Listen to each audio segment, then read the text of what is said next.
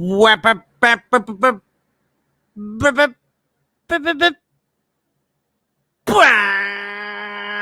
is happening, you guys? And welcome to another episode of the Fins Tailgate. I am your host, El Capitan.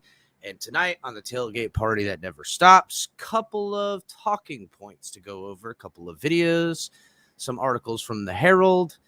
We're going to show some of the videos that came out from Dolphins in camp. Shout out to HB, made an awesome little short clip. For everyone who hasn't seen the short clip video, go in and watch it back again. I'm going to play it. Make sure you guys leave a comment in there and say, good job, HB.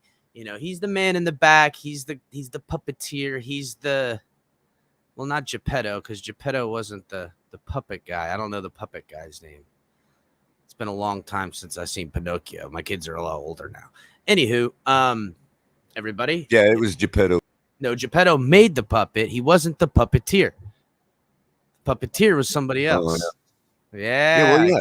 The guy that sprinkled him with magic, and then he was his own puppeteer. Like, didn't Pinocchio walk around without any strings? Yeah, I've got no strings.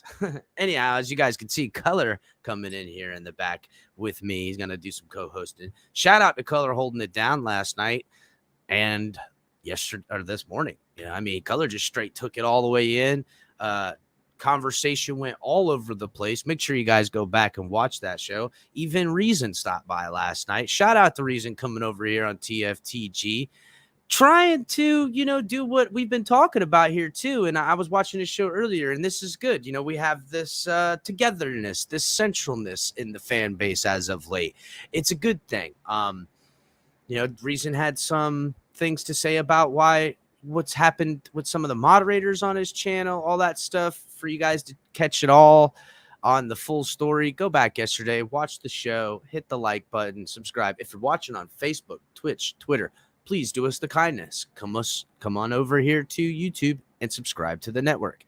Trying to get as many subscribers over here. And also, this is where the conversation's at. It's where everybody's in chat, hopping in, getting it, how you do, like everybody else on here right now. Thanks, guys, for hopping in. Lucky you. What's good? I'm gonna destroy it. It's Color, help me out, bro. What's it? I don't know what that's. I don't know how to pronounce his name. It's I'm gonna say Oumwa.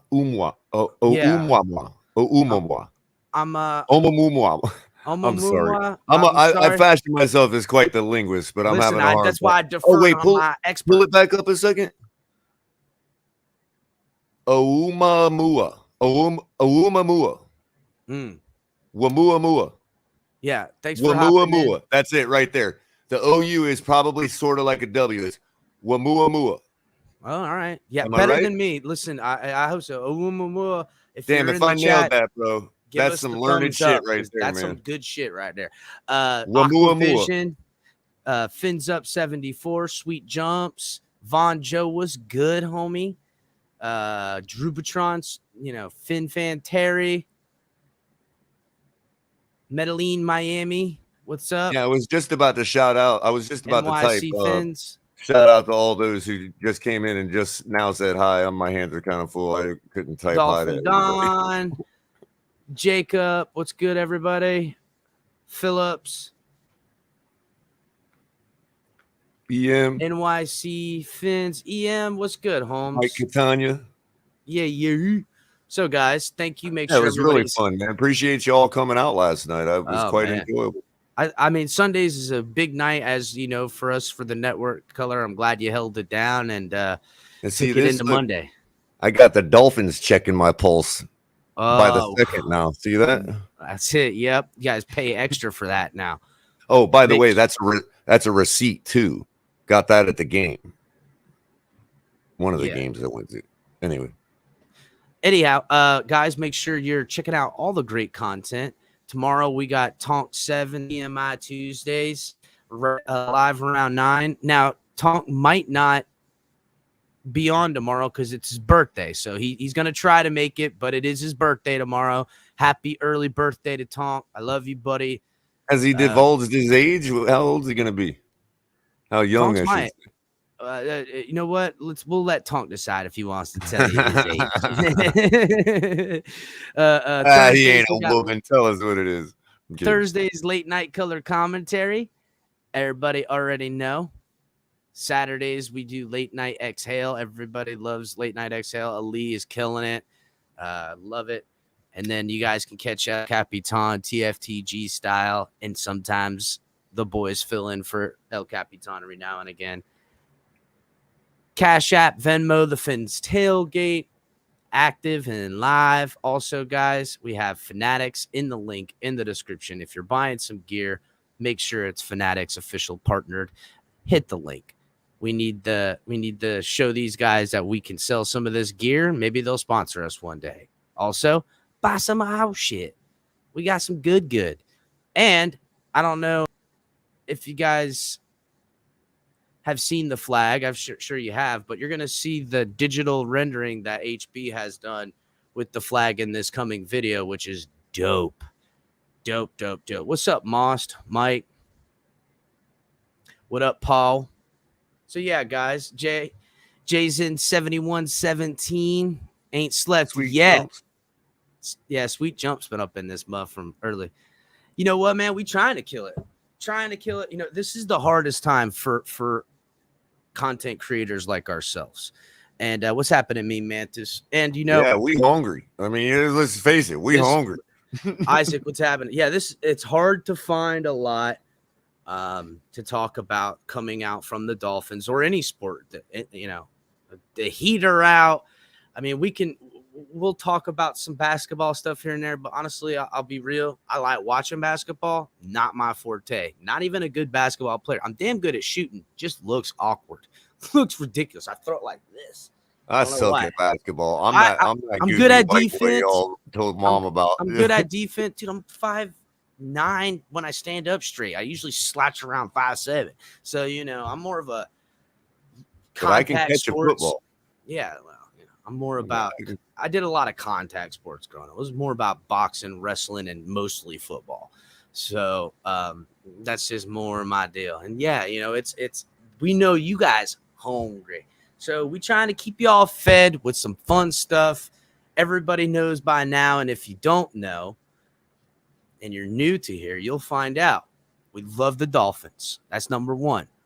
But number one, as far as what matters to the network, what is it, Color?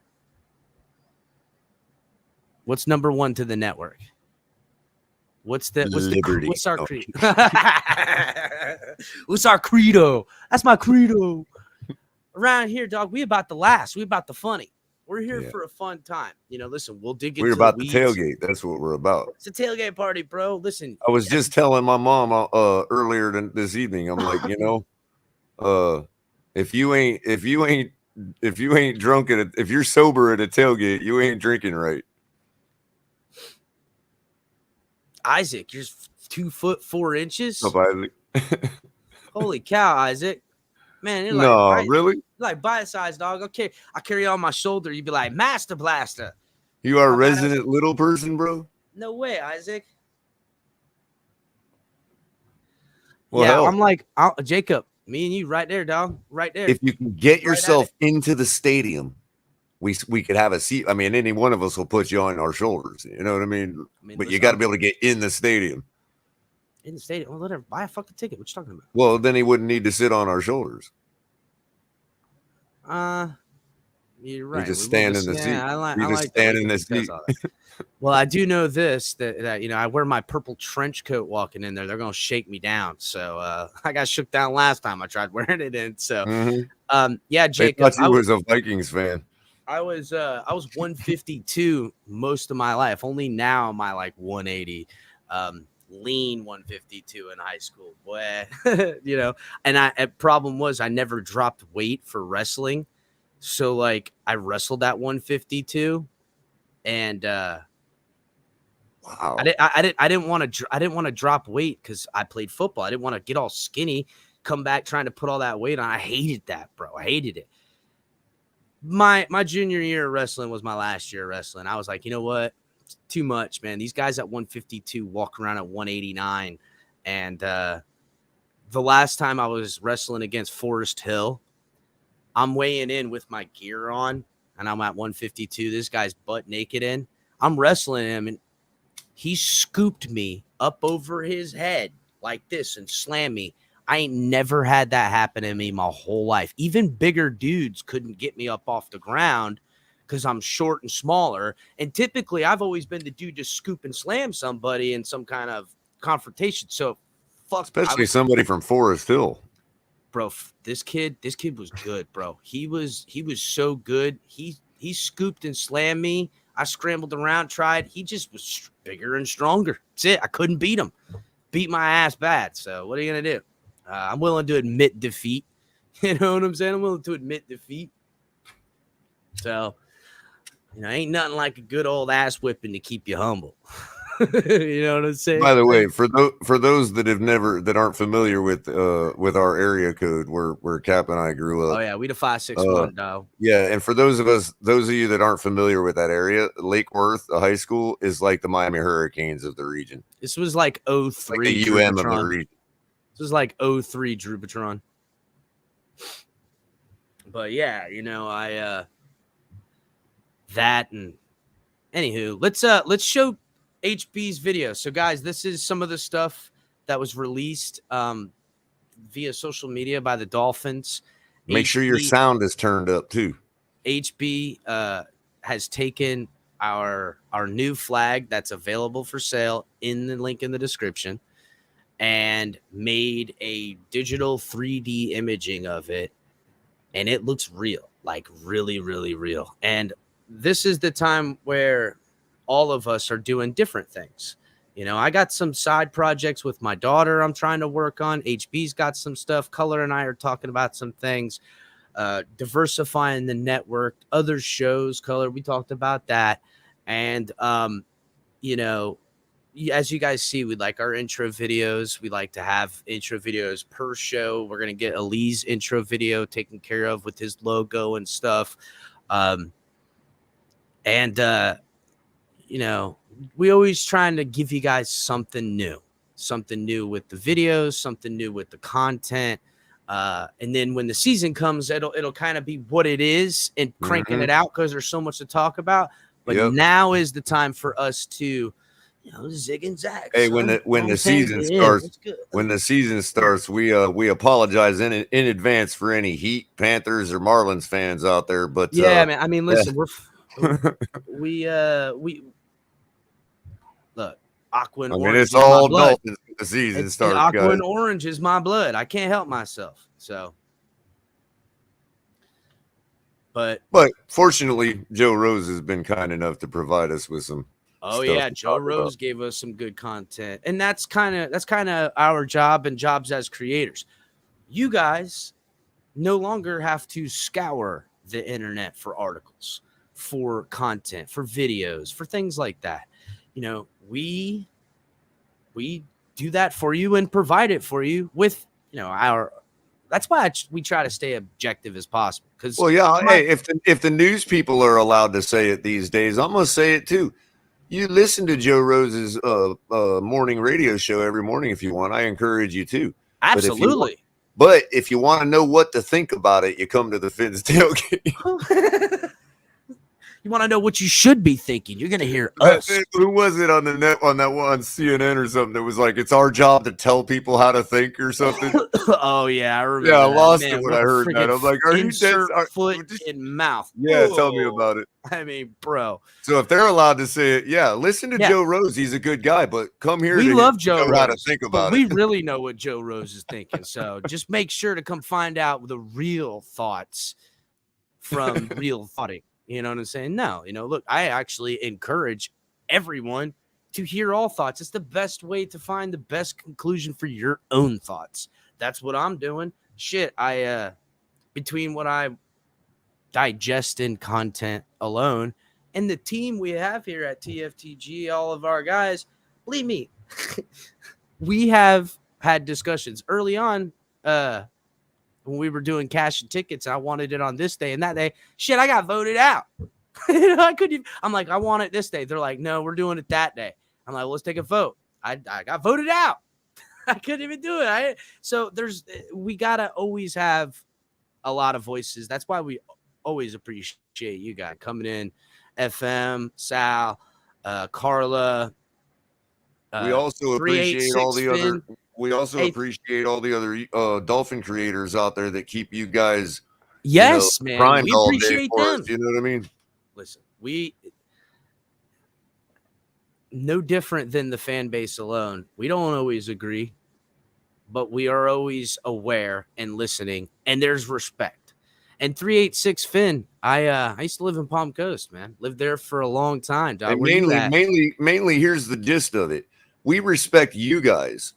And since you guys respect these other YouTube creators, we feel compelled to also respect them because I respected them anyhow. Because I mean, listen, you don't do this and not know what they're going through and understand how as hard human beings. Yeah, but I'm just saying, you know what I mean? We respect you guys as an audience, and a lot of you guys go to other places and watch other content, and we have to respect those creators too.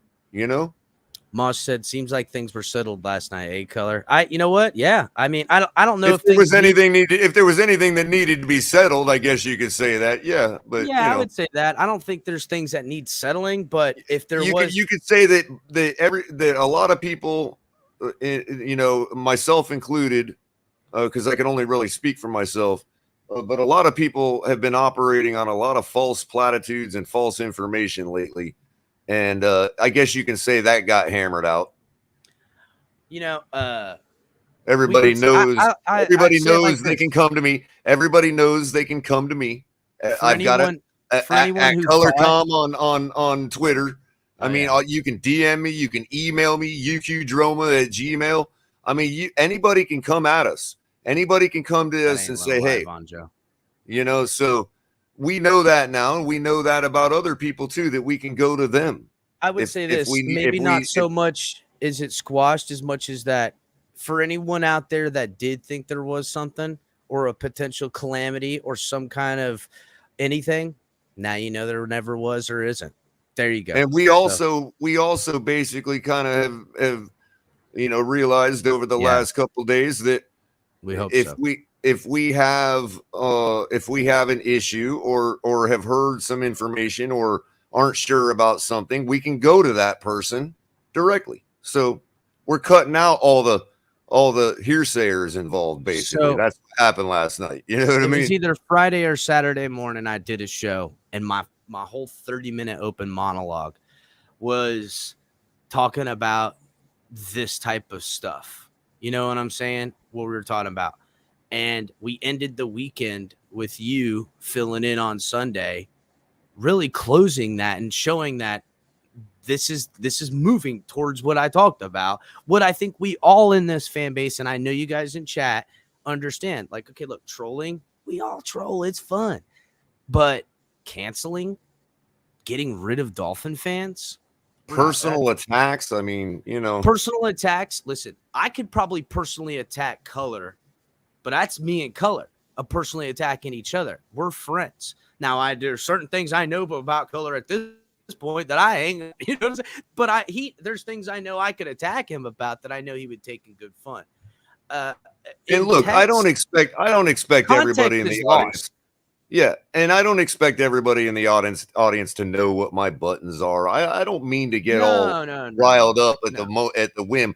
But you guys have to admit that there's some personal things that people say, that we just excuse because we're like, oh, it's the internet, it's social media. Well, no. Why does it have to be that way? If there's 100 people, right now we got 50, but if there's, let's say, 100 people viewing, 30 people interacting in chat, and there's one guy calling everybody's mother of, or things, or calling somebody a crackhead or whatever the case may be, we don't have to stand for that as a group. And there's a time and a place to push back on that too. And also you got to know that pushback feeds people like this. But again, we can't make even assumptions about the person saying that. Maybe if they knew that it hurt or bothered, maybe they wouldn't. Now, Granted, some of them are like, oh, yeah, now the wound is open. I'm going to stick my finger in there. You know what I'm saying? I get that. And it's not about curbing liberty. But let's face it, Aqua? Liberty does not equal license. I don't know the size of the TFTG flag offhand. I'm going to guess it's 3x5. That's usually kind of a standard size for I don't know, man. flag, I would imagine it's, You set up the stream tonight, so the link might actually work. Let me know, because whatever I'm doing to copy it doesn't seem to make the link work. Yeah, because yours is going right to it. So whatever I do whenever I create the stream by copying the text over in the description. It's so funny that Aqua asked that. My mom, right before I went on, asked me how big the flag was. I'm like, I don't know. I'll find out. I'm looking right now. It doesn't show it on the site. You know what, Isaac? If we did have Jesse Davis back around here, I would say as a coach, and who knows what kind of coach he would be. Guy's definitely a hard-ass worker, defensive tackle that, became a starting offensive tackle. So, hey, Cap, also jot this down on your to-do list, as far as suggestion box goes. All right. I'm looking at the description of the flag. Okay, so we know it doesn't say the dimensions of the flag. We probably need it to say that. It just says one size in the drop down box, you know what I mean? Yeah.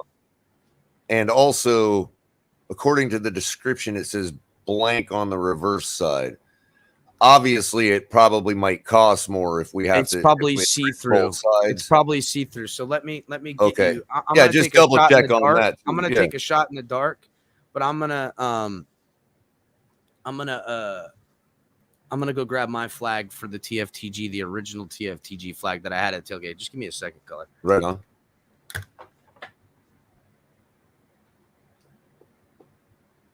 Yeah, basically it's just a matter of being able to, cut out, like I was saying a minute ago, it's cutting out the hearsayers, the platitude creators. If I got a problem with somebody or somebody's got a problem with me, we all know we can go right to each other. And that's really what it amounts to. That introduction had never been made, and it was made last night. That's all it took. We're all humans. We're all people. We're all adults, and we're all fair. I think we've shown you guys that regardless of how excited I get when I go on rants, I try to be fair. Can't get it off the pole, but that's how fucking big that is. Right. That looks like a 3x5 or a 4x6. It's pretty big. Yeah. And it's see-through, so that's probably what it is, just one-sided. Oh, okay. Yeah, that's cool. That's pretty damn big of a flag, bro. Look how big that damn thing is. I mean, for me, it's going on my wall anyway. So Matter of fact, I might get it off and hang it. Nah, forget that. I'm buying the new flag. I'm gonna hang the new flag somewhere around here. That's pretty cool.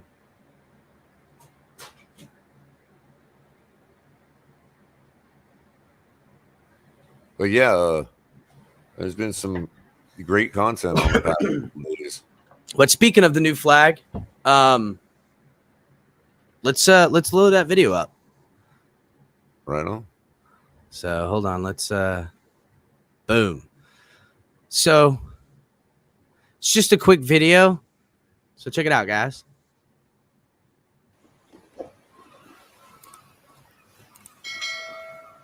How cool is that, bro?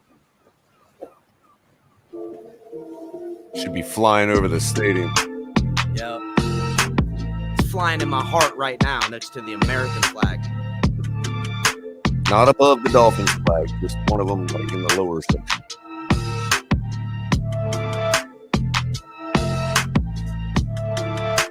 Yeah. I might be carrying that flag to the game. I know. Over my shoulder on our way to battle. So look for it on TV, guys. I'm going to be in the front row, in a row 3 in a lower section. Nice. Waving that TFTG flag for the world to see. Yeah. Maybe if I wave it frantically enough, the network might focus on me or something. You know what I mean? Waving the TFTG flag. Well, they're going to want to know what that TFTG is. Why do you think everything's hashtag TFTG, guys? That's what it is. We about it. We changing the game up in this bup. Before long, everybody going to know what the TFTG is. I have a song that I'm writing down. I've got a little bit of the music up here. It's gonna take a while, but I know HB and I can make it happen. I know we can do it, bro. I know. Oh yeah. Yeah, I know we can do it, bro. I know we can do it. So, all right. Oh, by the way, so I noticed one of my favorite memes is not on my list anymore on the color brand. What? The poison the water hole meme. I was looking for it all night last night. I couldn't find it. I might have had to delete it to put more of them up there. Yeah, you probably thought that was one that was. No, that happens to be one of my faves, man. I was all like frantically looking for it. I switched brands to find it. It's still on. Tonk's list. So I switched to Tonk's brand real quick to run it. I know. They only allow you to put 100 of them. So that should tell you guys how much work I've been doing with getting and finding and getting these clipped. Because I've already gone through 100 of them. I mean, that's how. Well, I mean, we got what 4 or 5 brands in the back, like, and they probably got 20 a piece. You know? No, like TFTG's gone through 100 already. I've had. Yeah. So I'm downloading more than 100. I'm just saying that's how you get. You know, this. Am I right, bitches? I mean, that's hilarious. It's fucking hilarious. Like, you know, you need some of that in your life every now and again. We're such a debaucherous society. Hey, no, well, look, you know what? This is what you made us. I'm your fault. I'm your fault. It's so Roman. I am your fault. That's nasty. So, yes, thank you, Carla. Hit that like button, everybody. So, as everybody's probably heard, Mike Westhoff on the Joe Rose Show today had some interesting things to say. Shout out TD. I hopped on there with him a little bit earlier. He was playing some of it. I wasn't able to catch the interview, Color. I wasn't able to hear it. So awesome. You'll get my live reaction to it. I heard it on TD as well as Reason. I caught the rest of it on Reason's show tonight. He had a fantastic show tonight too. But so you haven't heard one bit of it? I've heard just a tiny little, like a smidgen, bro. I've been busy in and out all day. That's awesome. Man. So you all are gonna get live reaction from El Capitan. Yeah. He hasn't heard it. That's cool.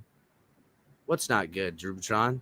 The interview? I try to do that too. I try to save myself, like listening to the stuff that everybody is on to all day too, so you guys can get it live. Like, react.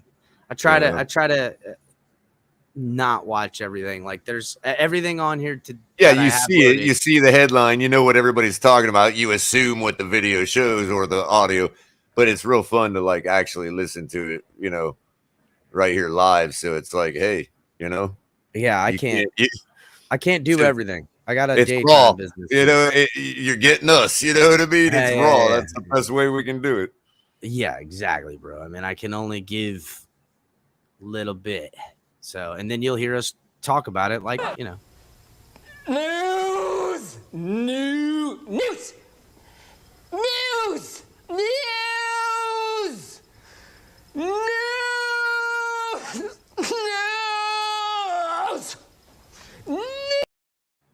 You know how many times I feel like that before we go live? Oh, bro, like a lot. I'm like I feel like I'm having a stroke. Yeah, John, you see me? Yeah, I hopped in there for a minute with TD. Shout out TD. You know, and he made a great point, and Colors said this over a while, that like detractors, as Color likes to says, or just, you know, us more cynical Dolphin fans, for the reasons that I can justify. You know, look, I got a lifetime of Dolphin fan with no Super Bowl. I'm allowed to be judgmental. I'm allowed to go, hey. All I got was this stinking wristband. Yeah, I got this stinking wristband and I like a lifetime of heartache. Look, it's got a little secret pocket with a zipper. It's pretty cool, you know, but what am I going to put in there? Yeah. A Patriot ring or something? I mean, Sweet Jumps. Who is the guy reacting to OTAs? A former coach? Yeah, former Miami Dolphins offensive coordinator Mike Westhoff, as well as. I didn't know what he was asking. I was like, what? Oh yeah, Mike Westhoff. as well as recent New Orleans not head coach, but coach. Quarterbacks on the brink of the Super Bowl, as he'll point out. Oh, I'm not going to spoil it. Sorry, spoiler. Yeah. Let's go ahead. Let's go ahead and listen to it, guys. Let me know. It's my favorite part, though. Let me know in chat if you guys can hear it. So I'm starting to play it now. And this is courtesy of WQAM. Joe Rose through the Odyssey app. So and also for anybody that's been living under a rock for the last 30 years, Joe Rose is the color commentator for the Miami Dolphins radio broadcast on Sundays. The flagship. Yep. I don't want to say he's the voice of the Dolphins, but listen, I love Joe Rose. He does what I do for the radio broadcast. That's exactly right. He don't sugarcoat. He's a good employee as far as things go, but listen, he's a cynical Dolphins fan too. He's a real fan. He wants a fucking Super Bowl. He wants a Super Bowl too. So he's watched more games than I have because his job requires him to watch every single one. And I'll be honest with you, there's a game or two I've missed over the years. Yeah, no doubt. For whatever. This guy's, his job tied into it. Which he can't go use the restroom when the action's happening. I might be on the toilet when a touchdown happens. Yeah, see, like when I'm calling a game, I'm just gonna pee in a bottle. So. All right, I'm just gonna pee in a bottle and never get up. Oh man, I do hold it in. Like seriously, I might as well be peeing in a bottle. I'm just gonna pee in a bottle, or I'm gonna get one of those bladder thingies and just have it. Maybe I'll drill a hole in the wall out there. I'll just have it. Hold on, Scummy. Hold on. I got to turn down the gain for Scummy. Hold on a second. Scummy's his ears are hurting a little bit. Let me know when it's okay for you, Scummy. Oh, there's 140, 150. I dropped it down to. Is that a little better for you, Scummy? No, Color. You're still yelling.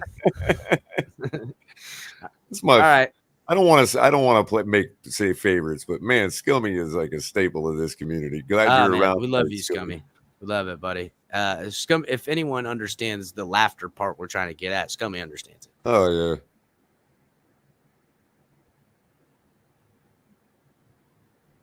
yeah. He gets it. Yeah. She might be a she. Quiet. Tuas talking.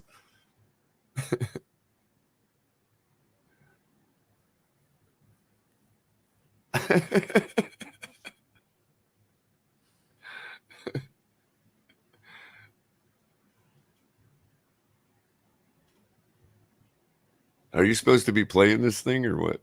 Oh, you couldn't hear it? I don't even see it. Well, there's nothing to see. Could you hear it? Oh, no, I can't hear it. Uh-oh. Maybe it's me. Uh-oh, Vern. See, I'm glad. That's why. Sorry, guys. All right. Glad you said something. Thanks a lot, chat. I told chat to fucking help it out.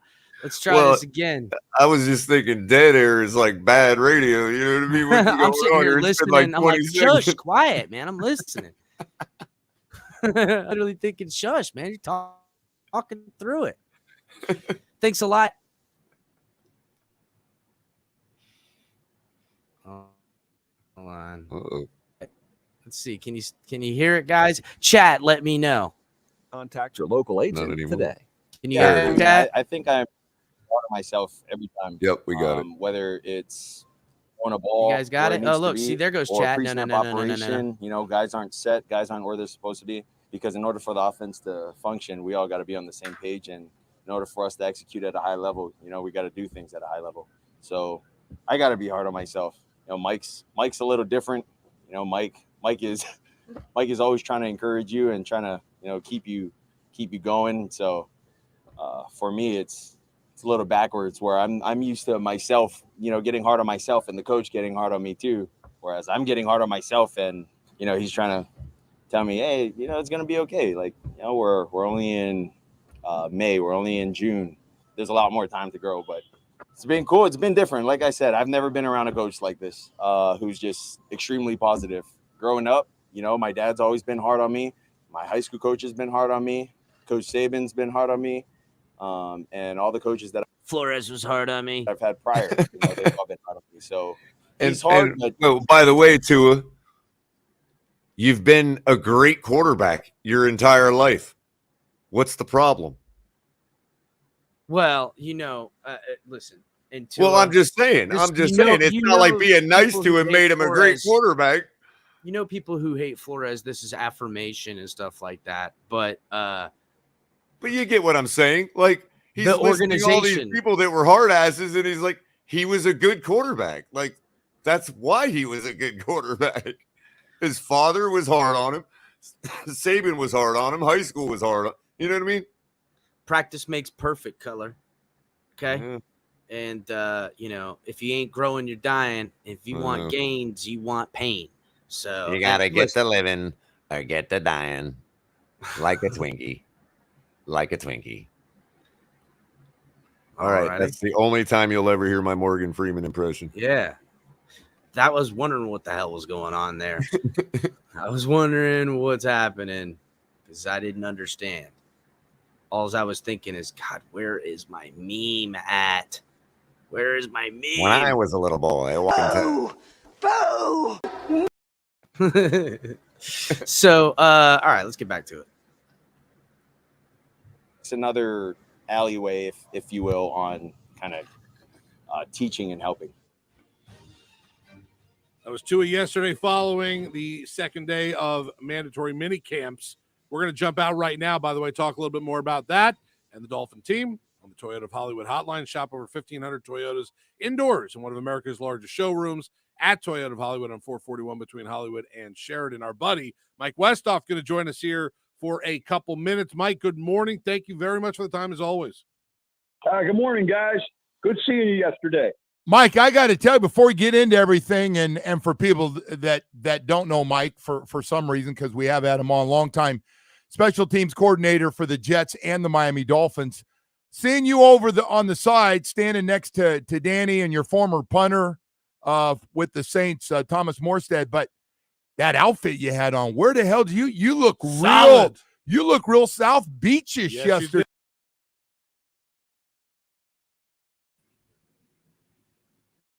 Wait, sorry about that. To give you guys point of reference, our punter that we have on the team, older punter, I think he's 36. He was coached by Mike Westhoff. So and I stand corrected. He was special teams coach. Some of the pushback I was hearing is that this guy doesn't know what he's talking about because, he's old and stuff like that. But yeah, let's remember. And that flowery matching top and bottom. I had on a pair of shorts. Great. Hey. And a Hawaiian shirt. That's all. Coach, you were looking fly. I like it, Coach. I don't know what they call it. You was looking sweet. Yep. That's what I thought, Mike. That's right. That's old school. I'm looking sweet to you, brother. Well, you kind of know how things are at home right now. All of a sudden, my wife's always asleep before I get to bed. It's not good. Never good. The real shame about being a Dolphins organization that hasn't had Super Bowl success forever now is everybody lives in Miami area or at least has a home there.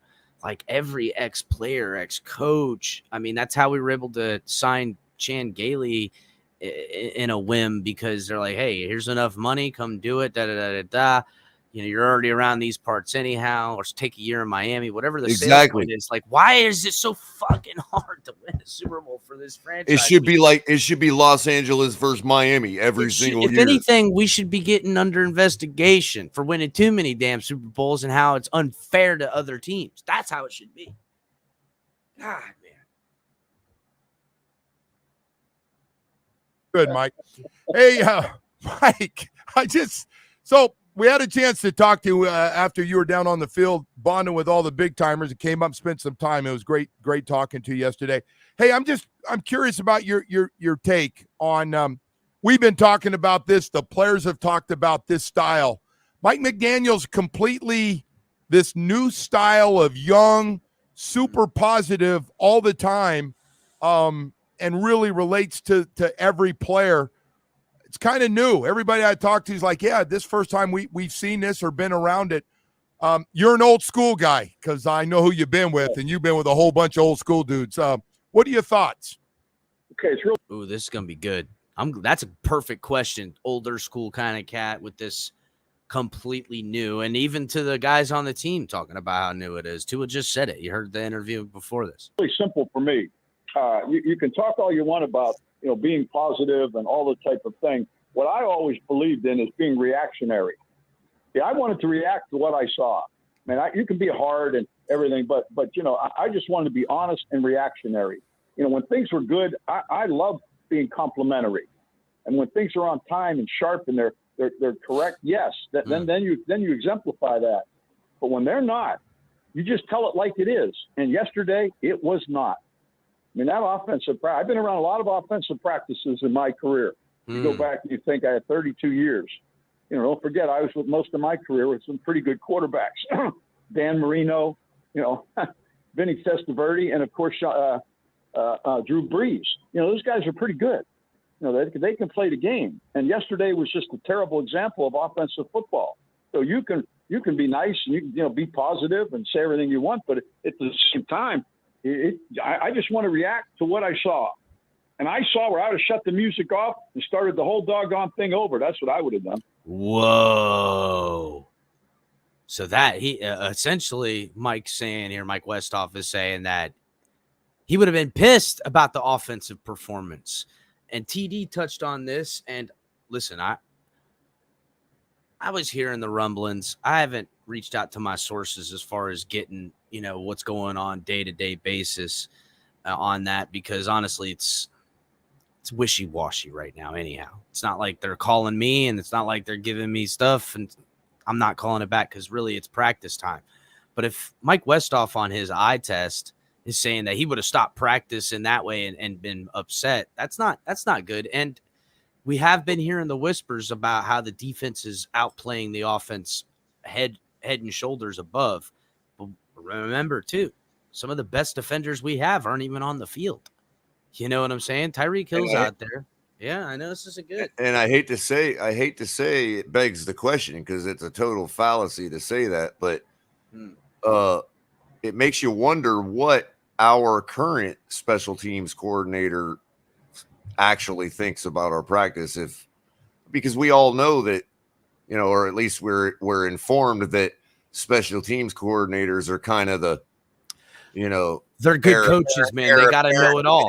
Right, heir apparent to the head coach, like they know the personnel up and down the whole squad, and they're usually in a pinch who they go to for head coaching deals. Yeah, right. So, and Crossman's a damn good one, dude.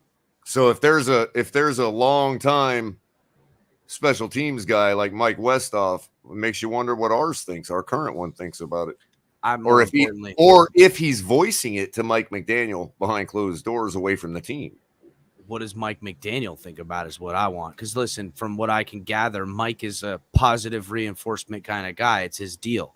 I get that. Well, if anything, Mike McDaniel would be taking the hit for the players. So if our coordinator is voicing his opinion to McDaniel, it's away from the team. Yeah. How long is that going to work? Well, it depends on how long Mike McDaniel can withstand the arrows. Not just the arrows, but you got to think. Mike McDaniel got to think about Mike McDaniel. This is the turning point. As I told CB83 today when I commented on TD's show from earlier, my bet's still live, bro. my bet is still live. And we kind of speculated on this last week that where's the point where Mike McDaniel makes a business decision if things go bad via quarterback or better yet, defensive coordinator.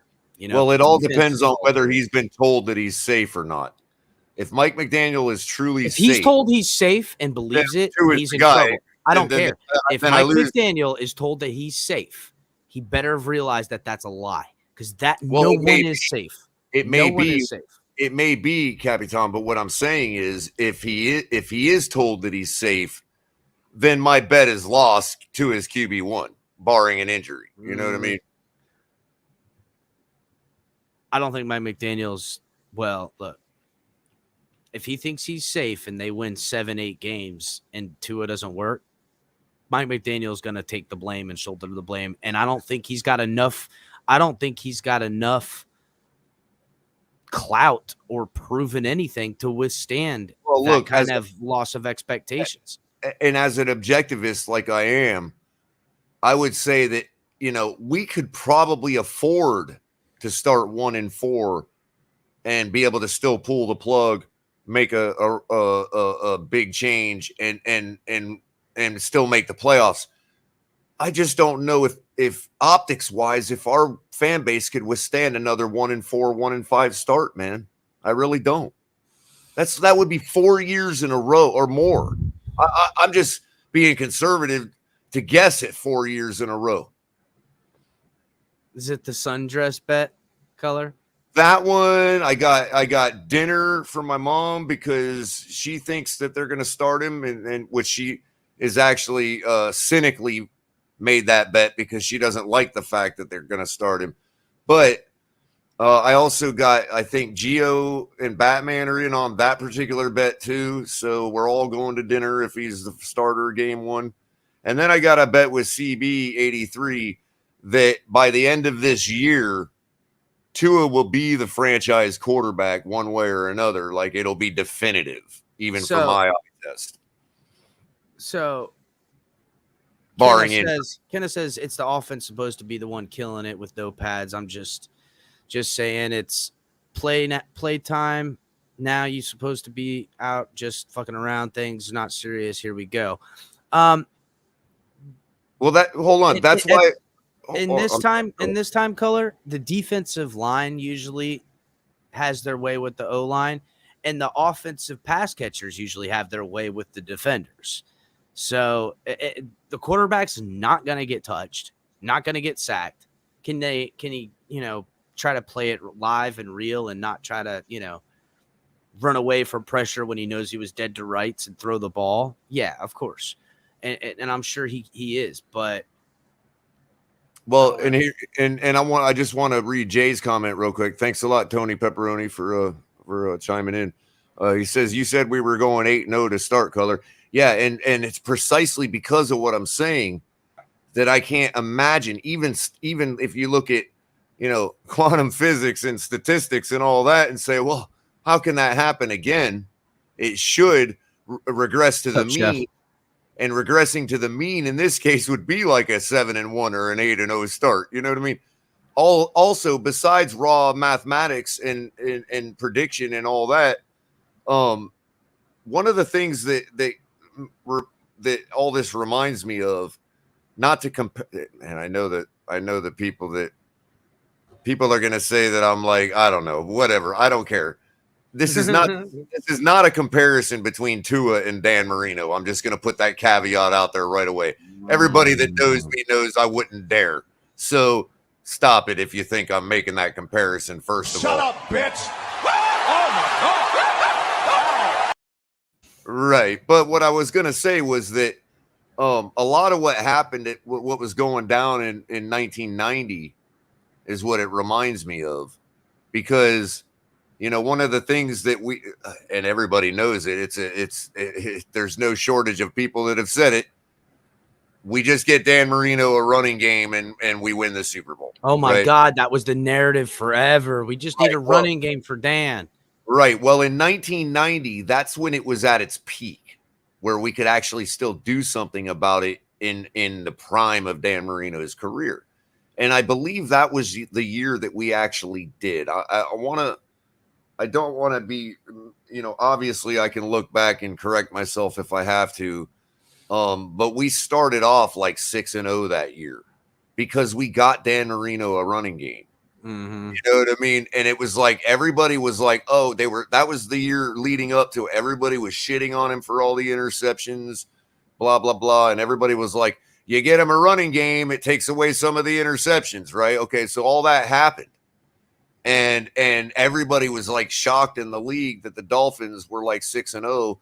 And we had the beginnings of what we called the no-name defense in the 1990s, beginning with Tom Olivadotti. I'm not one of those ones that shits on Tom Olivadotti. I think he was a brilliant defensive coach, and we enjoyed seasons of above average defensive play. So I'm not whatever. But the point I'm trying to make is that in 1990 it was similar. You could look at it like the same way. I'm not comparing Tua to Dan Marino, but with the level of offense that we've brought in, the paper that we've brought in, okay, I have to make a huge assumption, which people know I don't like to make, but obviously I can't avoid it because he's our head coach and it is what it is. So I'm going to try to see the best in everybody. And let's say being a new head coach for some reason doesn't affect this particular guy, which is actually possible given the personality that he's shown and the intelligence that he's shown so far. So I don't have any reason to believe he couldn't be the first guy in history to not be affected by new head coach stuff. This is precisely why Vegas set the odds for our over and under at 8.5. What's up, bro? Which I disagreed with, but at the same time, I can see where they're coming from. It's an average. That all being said, with the level of offense that we've brought in to help to support our quarterback, I think that is the reason. Like the reason we did that is because Chris Grier knows precisely that we cannot suffer another 1-4, 1-5 start. We will, and I hope people bludgeon defenses into a 4-2, 5-1, 6-0 start. You see what I'm saying? I said 8-0. Yeah, I get it. I was being hyperbolic probably, but I could even see 8-0. We got to be over 500 in the first 7 games. What I'm trying to say is, if we do suck this year and miss the playoffs, it's going to finally be reversed where we start off strong and collapse. That's all I'm saying. That's just a raw prediction, and I've given you the. They're gonna be physical because they're getting the coaching. And here's a little bit more practice footage before we get back to the interview. You called out of here. Keep your head down. The top of your head is the hardest part of your body. Thanks, Coach. Dude, that's gonna break your neck. No, I'm gonna break your neck. Damn it, my leg. I can't agree. I can't agree with all the tactics, but I'll be damned if they ain't gonna be tough. So, and shout out again to Andy Dick. I'm still amazed that that's Andy Dick, man. What you mean, bro? Legit. Wow, what a great actor, man. A 10. A 10. A fucking 10. Gentlemen. No doubt. All right, let's go back to playing this Mike Westhoff, Joe Rose show interview. Wow. That's just the way I feel because everybody hear it? It just wasn't, the little things were so out of whack, that not lining up properly, not breaking the huddle and getting up sharp. I'm trying to, how many passes were completed downfield? Joe, you can count them on one hand. I mean, come on, this is a National Football League. Let's go.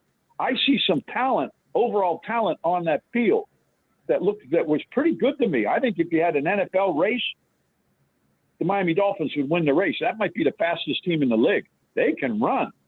And the defense looked pretty sharp. They got a good punter, a great punter, a good kicker. I see a defense that looks pretty doggone good. An offense that got some receivers that a lot of teams would trade for.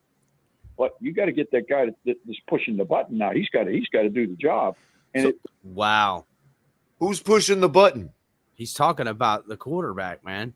Who else could he be talking about? I mean, listen, according to Mike Westhoff, what he's saying here is that what we already know, defense, good defense, damn good defense, even going to be better with Byron and X and Ogba on the field, already looking sharp. Could you imagine, too, Noah gets heavy in rotation and there's no drop off, what we could be late in the year in a defense. Oh my God, bro. Noah has all the physical tools. If he could just get that last little bit of nuances, and hopefully he can with the coaching.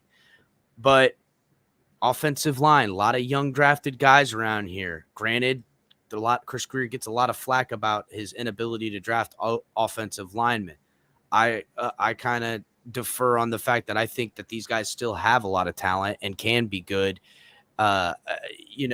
and that it's coaching and scheme, and that's going to work a lot of it out. But right now, it's a lot of pass set drills. They want to throw the ball. They want to do a lot of that.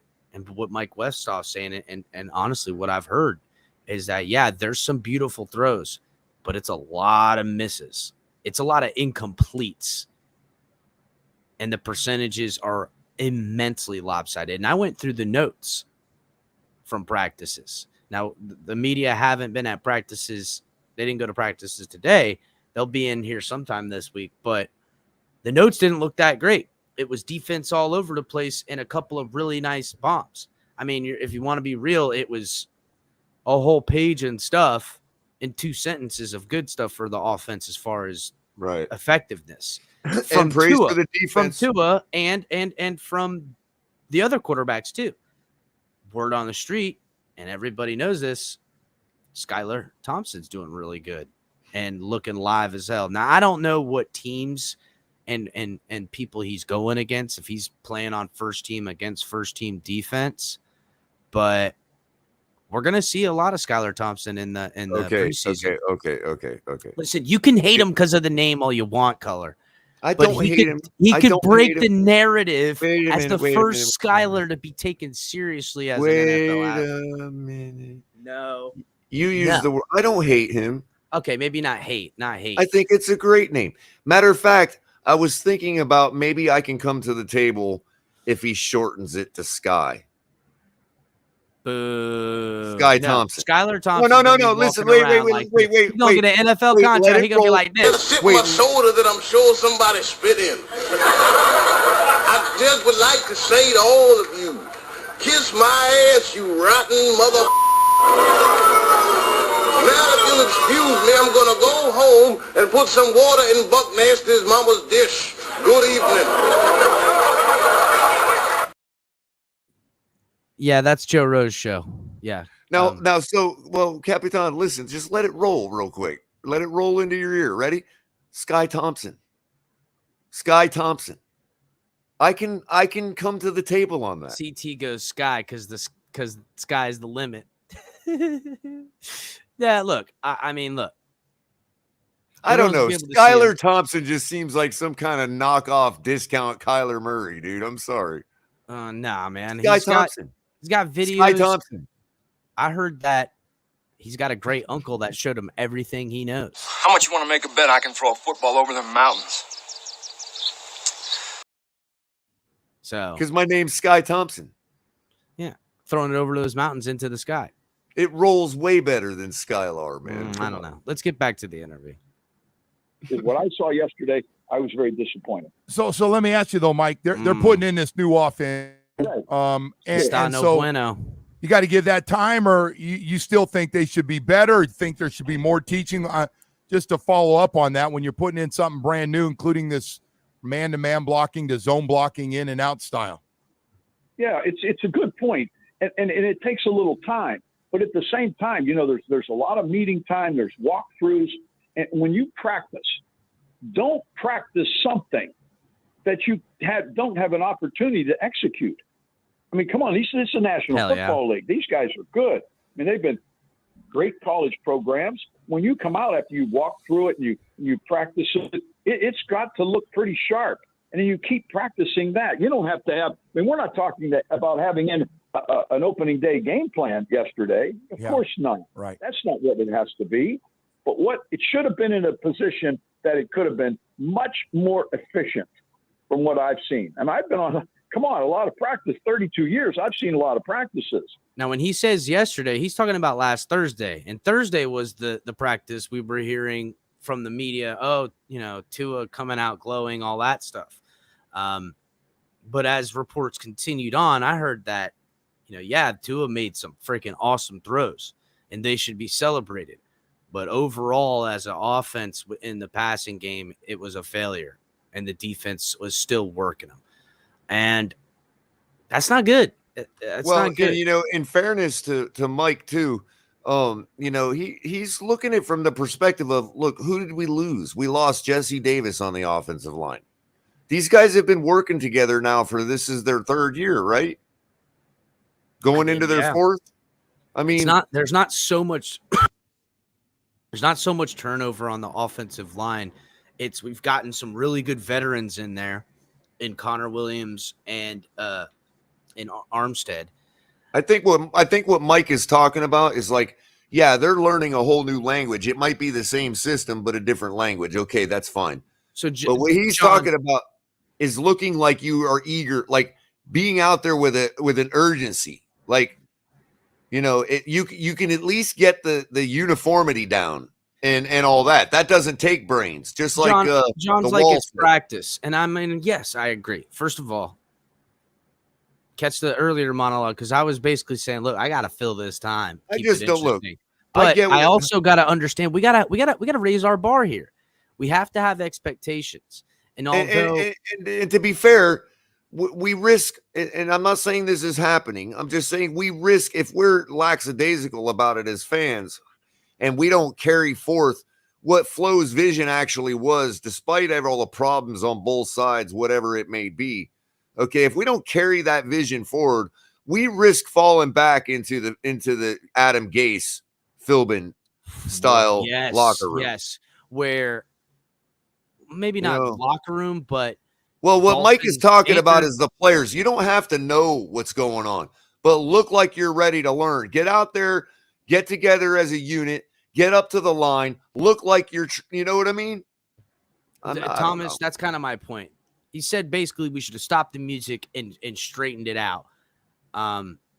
That to me sounds like things got away from practice, snowballing, and that's not good. I get it. It's practice. I get it. All the things. We expect a lot out of – listen, on the other side of that note, it's good to hear the defense is still doing its damn thing. Top freaking 5 defense all day, every day. And I expect it. Yep, and let's face it. You can say that that's a preferred style of coaching. Okay, like reverting back to the Adam Gase Philbin style. You can say that's a good style of coaching all you want. How many rings has it gotten us? And also, you know, I can also say this. There's still a chemistry that needs to be built with our Tyreek Hill and Cedric Wilson and this scheme. They're still trying to find that chemistry, and I get that. The problem, this is the deal, Dolphins fans, is that there ain't no time for fucking around. There ain't no, hey, we can work on it tomorrow. I get it. Yes, okay, there's no game tomorrow and stuff like that. But week 1 will come sooner than you think. And if they're still shuffling, still trying to figure it out and moving in, whether they get it going by the end of the season, it might be too late. It really is. It really is the work you're putting in right now that makes a difference for the playoffs. It absolutely is. I feel from where I'm sitting that Mike McDaniel and Tua in particularly, probably a lot of other names I could put in on this list, but them two in particularly, their jobs are on the line. And chat, you can agree or disagree, everybody, but that's just how I personally feel. And I have also said that there's a world in which we get to the playoffs and even maybe win a playoff game, and they still don't believe in Tua as far as what he can do as far as winning a Super Bowl. There's a situation in which, I don't know, Tua takes a step, but Mike McDaniel falters, and we move off of the coach. Again, And I want to miss the playoffs and fire the coach, and all of us unanimously believe, you know what, it wasn't Tua, it was offensive coaching or whatever the case it was, and we could all be like, we got to get off Mike McDaniel. This whole buddy type thing, maybe it blows up in our faces. Maybe there's a loss of respect. I don't know. Look, I'm not saying I think it's going to happen. I'm saying that these are scenarios in which I'm willing to look at it from, and so I just hope that they realize that our expectation as a fan base is playoffs or nothing. That's it. Playoffs or nothing. Playoffs? Don't talk about it. Playoffs? You kidding me? Playoffs? I just hope we can win a game. Yes, perfect timing, Color. Perfect. But on the real, dude. But I do want to temper you real quick. No tempering. Okay. Yes. Tempereth not if. Yes, because I want people to know I can be fair. Damn this goes out the window. Super Bowl or nothing. I can see a scenario where Mike McDaniel, being a neophyte, okay, comes in and intelligently says, look, fuck the media, fuck everybody's eyes. Let's put a couple good things on tape. Let's work through a few other things. We've never worked together. You, I, everybody here. Let's get it all freaking squared away. And he may ramp it up really quick. We don't know. Color, I'm even willing to go. McDaniel and Dolphins coaching staff are only rolling out things that look difficult and are hard and practicing out the stuff and only going to let people see them not that play may be good the case. because they're throttling them. I'm willing to play that as well, Well, bro. that may I'm be willing to the go case. nuts. Well, that may be the case. All I'm saying is we do have to pump the brakes and say, who knows if McDaniel isn't just getting his feet wet and it's going to ramp up quick. Though. I'd rather speed by my mark and bust a Huey still going 100. Well, he may still do that is what I'm saying. Let's do it. Let's get it. It may just be a case where he's like, okay, I'll just fly right past my point and I'm bust trying a to be U-turn fair and make it right. I'm trying to be fair. I feel the need for speed. Scummy, too far, bud. Too far. Too far, buddy. Don't even put it up. I mean, I get it. And that's scummy. I mean, it's not like. Well, that's not as far as Scummy's ever gone, but no, yeah, hell no, bro. What you mean? But it is kind of rough. It's rough, Scummy. It's rough. All right, let's continue on. And look, we here at the Finn's Tailgate encourage everybody to drink responsibly. He's only seen one practice from whatever perspective on whatever little bit of information he's got and making this assessment. But I digress. I be honest with you, on offense, I was really that's what I was really concentrating. I wanted to see what they were doing with the quarterback, how he was progressing. And I'll just be real honest, guys. I didn't see it. I really didn't. And you can say what you want. Oh, well, we're just learning it. We're just putting it in. And okay. Yeah, sure. I'm not expecting to be, getting ready to open the season. I'm expecting to be in a mini camp offense. That's all I want to see. Mike, is there a reason for that not being efficient? Yeah. I don't understand the reason. All right. Wow. Mike Westhoff saying, I don't give a damn. New scheme, new nothing. It's a mini camp offense, and I'm not seeing it out of, he didn't say Tua, but that's what he seriously implied, and that he's not giving the blame to the weapons and other people. So I standing next to you, and you hadn't left yet as the head coach was talking. You're just getting ready to leave, and he was pretty positive right off the bat. The message was Tua's getting better and better, and the team really he's got to do that, right? He's got to build this guy up because that's going to be. He doesn't have to, but it's definitely why we hired him. You know what I'm saying? The other way didn't work, and by all accounts, whether it was working at one time or another, Flores went too far with Tua as far as his mental health and ability to do his job well came into play. That's why we brought it. Replay that shit. That was the most important part of the interview. All right, yeah, let me replay it real quick. I think it was right about here.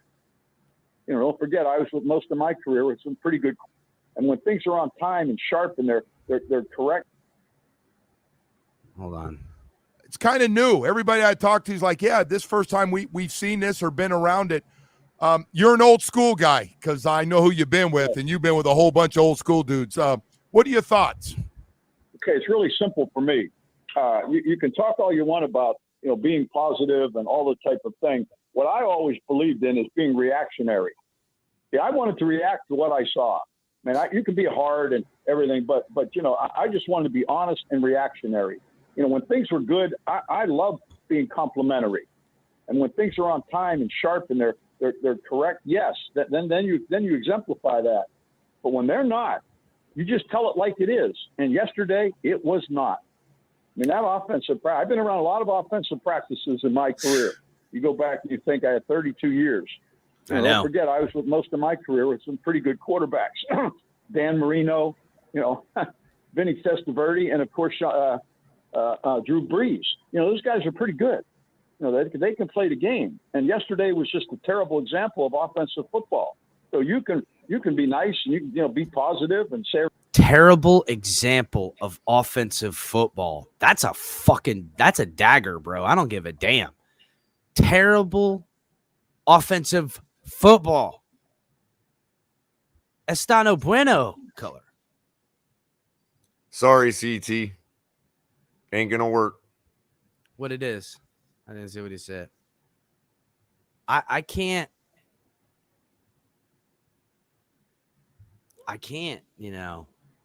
That's not good. Listen, again, this was only one practice he's seen.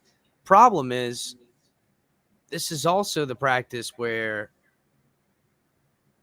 media and stuff, we were gassing up a couple of those great throws. And again, we should. It don't work, CT. Our audience is way smarter than that, dude. What, 32 years? Yeah. Nah. Just saying. Everything you want, but at the same time, I just want to react to what I saw. And I saw where I would have shut the music off and started the whole doggone thing over. That's what I would have done. Wow. That Bubba is kind of, that's my point, Bubba. Bubba in the comments. McDaniel's not going to get the excuse if Tua doesn't work out and get a second year. That's kind of my point. Perfectly put, Bubba Voss. Because that's kind of exactly what I was saying. Is there's a world where they're tied. I don't want to say they're tied at the hip. Because I don't know. But yeah, he's not going to be able to go, it didn't work out with Tua. No, you were brought in to fix this offense with Tua. If it didn't work with Tua, you should have done something about it to keep your damn job. A little bit of feedback from you, Color. All right. It just wasn't, the little things were so out of whack, that not lining up properly, not breaking the huddle and getting up sharp. I'm trying to, how many passes were completed downfield? Joe, you could count them on one hand. I mean, come on, this is a National Football League. Let's go. I see some talent, overall talent on that field that was pretty good to me. I think if you had an NFL race, the Miami Dolphins would win the race. That might be the fastest team in the league. They can run. And the defense looked pretty sharp. They got a good punter, a great punter, a good kicker. I see a defense that looks pretty doggone good. An offense, they've got some receivers that a lot of teams would trade for. But you got to get that guy that's pushing the button now. He's got to do the job. And what I saw yesterday, I was very disappointed. So let me ask you though, Mike. They're putting in. It's harsh to hear, guys. And again, can't overbuy this. This isn't the season's ruined, and right now is the time to make mistakes. And I'm willing to even live in a world where this is done intentionally, where the only shit you're going to see is the shit we struggling with to learn on. Because I'm not going to roll out all the things we do great. Because then you'll be, talking about it, and now teams will, know something or get video on it. You know what I'm saying? I'm willing to live in all of these paradigms. And I wanted to give deference to what Mike Catania is saying right now. I did actually think about that. In other words, the only other person that he could be talking about would be Mike McDaniel. However, if you continue once the interview continues further, I'll be able to explain why I think that's not actually the case. But go ahead. Okay. This new offense, as you know, and so you got to give that time, or you still think they should be better, or think there should be more teaching? Just to follow up on that, when you're putting in something brand new, including this man-to-man blocking to zone blocking in and out style.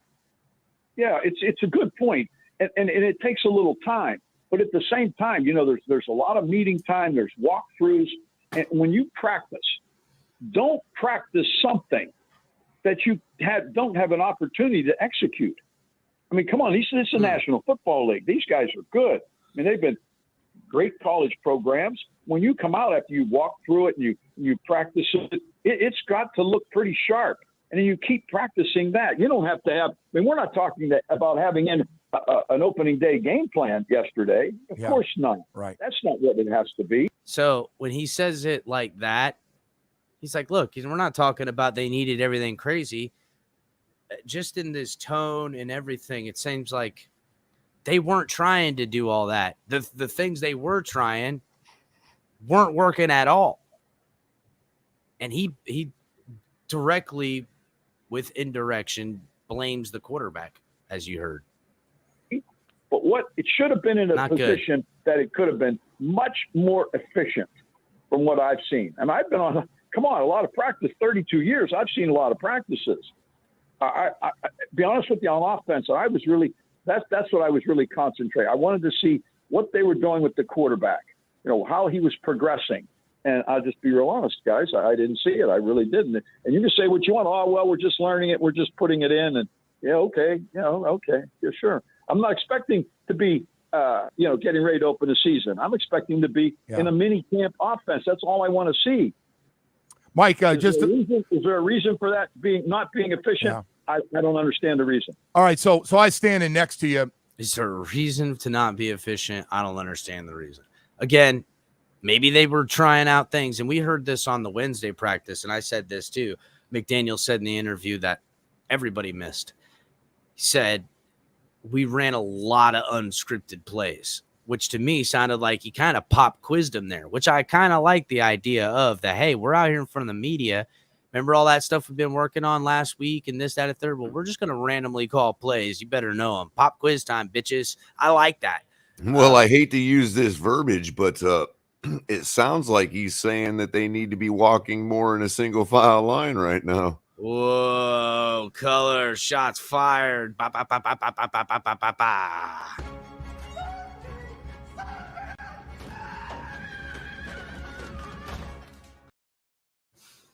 All right, let's continue with this. Check private chat, color. I sent you some. And you hadn't left yet as the head coach was talking. You're just getting ready to leave, and he was pretty positive right off the bat. The message was Tua's getting better and better, and the team really he's got to do that, right? I mean, he's got to build this guy up because that's going to be his guy. You don't have a problem with that, though, about No, of course not. Okay. No, I think there's you want to be. You're not throwing. I don't want to throw somebody under the bus. I absolutely not. That's not where I'm talking about at all. I just want to react to what I saw, and I don't care if it was Dan Marino out there. It wasn't a good day. That's just it. That's not going to be Dan. That didn't look like him, by the way. No, we got a large fan base would tell you they have. That's a whole different. That's a whole different deal. Yeah, but at the same time, you get my point. I mean, come on, it's just. That's all there is to it. I'm not going to go up there and destroy the guy and be yelling and screaming what I didn't see. No, that's not what you have to do. That's not it at all. It's just the fact of being real and saying, this is, we're headed in this direction. There's some bumps.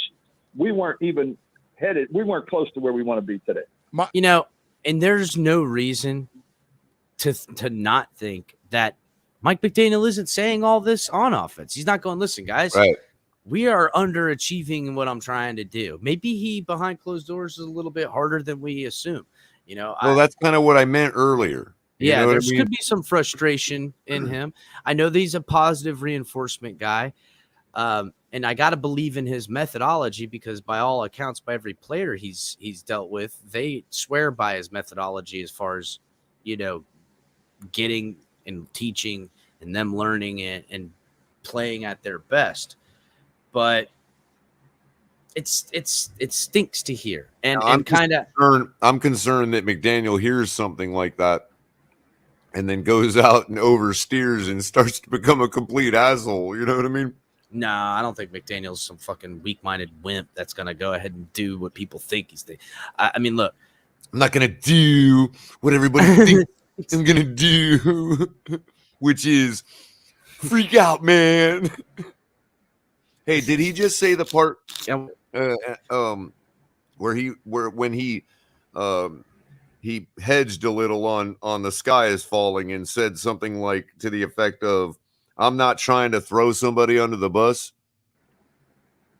Did he say that already? I just missed that. I was looking for what you were asking me to look at, and I missed it. No, I don't know. Let me rewind it a little bit. The fan base would tell you they have. That's a whole different. That's a whole different deal. Yeah. But at the same time, you get my point. I mean, come on. It's Right just that's all there is to it. I'm not going to go up there and destroy the guy. Let me rewind it. Yelling and screaming what I didn't see. No. I'm expecting to be, getting ready to open the season. I'm expecting to be in a mini camp offense. That's all I want to see. Mike, is there a reason for that not being efficient? Yeah. I don't understand the reason. All right, so I standing next to you, and you hadn't left yet as the head coach was talking. You were just getting ready to leave, and he was pretty positive right off the bat. The message was Tua's getting better and better, and the team really he's got to do that, right? I mean, he's got to build this guy up because that's going to be his guy. You don't have a problem with that, though, about – No, of course not. Okay. No, I think there's – no, you want to be – you're not throwing – I don't want to throw somebody under the bus. Right there. I absolutely not. That's not where I'm talking about at all. I just want to react to what I saw. This is the part – and I don't care if it was I Dan promised Marino. Mike Catania that I would explain why I knew he was talking about Tua. Because he used the word, he said, I don't want to throw somebody under the bus. He didn't say, I don't want to throw anybody under the bus. So given that he's talking about the play of the players, who would that somebody be? Tyreek Hill? Well, I mean, he's came out saying glowing. I mean, listen, he said earlier in this interview. But that's just the reason why I didn't think he was talking about McDaniel as the button pusher. Oh, versus McDaniel versus Tua. I got you. Yeah, I see what you're saying. I mean, look, I don't want to say it's obvious or anything like that, but he's definitely referring to Tua in a lot of these assumptions, and then about McDaniel maybe a little bit in his coaching thing. Yeah, it could be both, I guess. It could be sort of both. But I don't know. He seems to be hitting it a little bit on the nose. He wants to say it, dude, but he knows what kind of heat he's gonna get. He's getting the heat anyhow, I guarantee it. No, out there, it wasn't a good day. That's just it. That's not going to be Dan. That didn't look like him, by the way. No. Okay, so with that color fan base, he just admitted. He just said it didn't look like Dan. You know what I'm saying? He said not. He basically admitted who he's talking about. I would tell you they have. That's a whole different. That's a whole different. Love what's coming up. But at the same time, you get my point. I mean, come on. It's just that's all there is to it. I'm not going to go up there and destroy the guy and be yelling and screaming what I didn't see. No, that's not what you have to do. That's not it at all. It's just the fact of being real and saying, this is, we're headed in this direction. Danny. There's some bumps. We weren't even headed. We weren't close to where we want to be today. Mike, I want to take you a step further because I said to you, Mike, you're old school. I told you yesterday, and I said, when you say this it stuff, really wasn't needed. People are going to go, look at that. An old coach is just not ready to change with the times of the way today's society is, just like today's football. It needs more positive reinforcement. What do you say to that, Mike? It's a good question.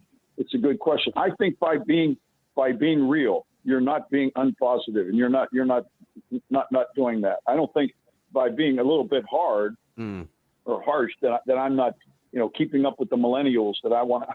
I just want to do it right. And to that point, I mean, look, I know what he's talking about. Well, hold on before you comment. Let him finish before you comment. All right. I just want to do it right. Yeah. That's all. It's not that hard to me. And it's not like I coached 100 years ago. Come on, I was the Saints a couple years ago knocking on the door at the Super Bowl. So I have a pretty good feel for how things are supposed to be done. And that's just the way I believe you have to do it. And it was how you handle it. Do I want to be yelling and screaming at the guy? No, of course not. That's not. That I just wanted him to finish that point that he drove it home. Like I've said it myself. Like the Belichick coaching style and all that. The times don't literally change that just quick. won a Super Bowl. Yeah, the times don't change that quick. I get it. It's a whole new way of thinking, different this, blah, blah, blah, blah, blah. And yes, but this is still a physical game. You can look, we get it. Positive reinforcement is a better way to handle things. But you can only positively reinforce some shit for so long before you get frustrated, then you blow up. Yeah, this ain't Microsoft. No. And now, granted, do I think that McDaniel's the blow up type of guy?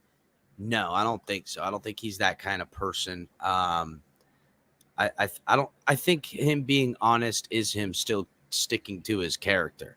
Now, whether he goes down with the ship because of that kind of thing, or he pivots, or whatever he's got to do.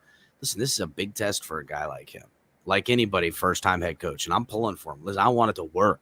I need this. I need that to be my next Don Shula. You know what I'm saying? I don't want to go get another coach. I don't want to pivot on all this nonsense.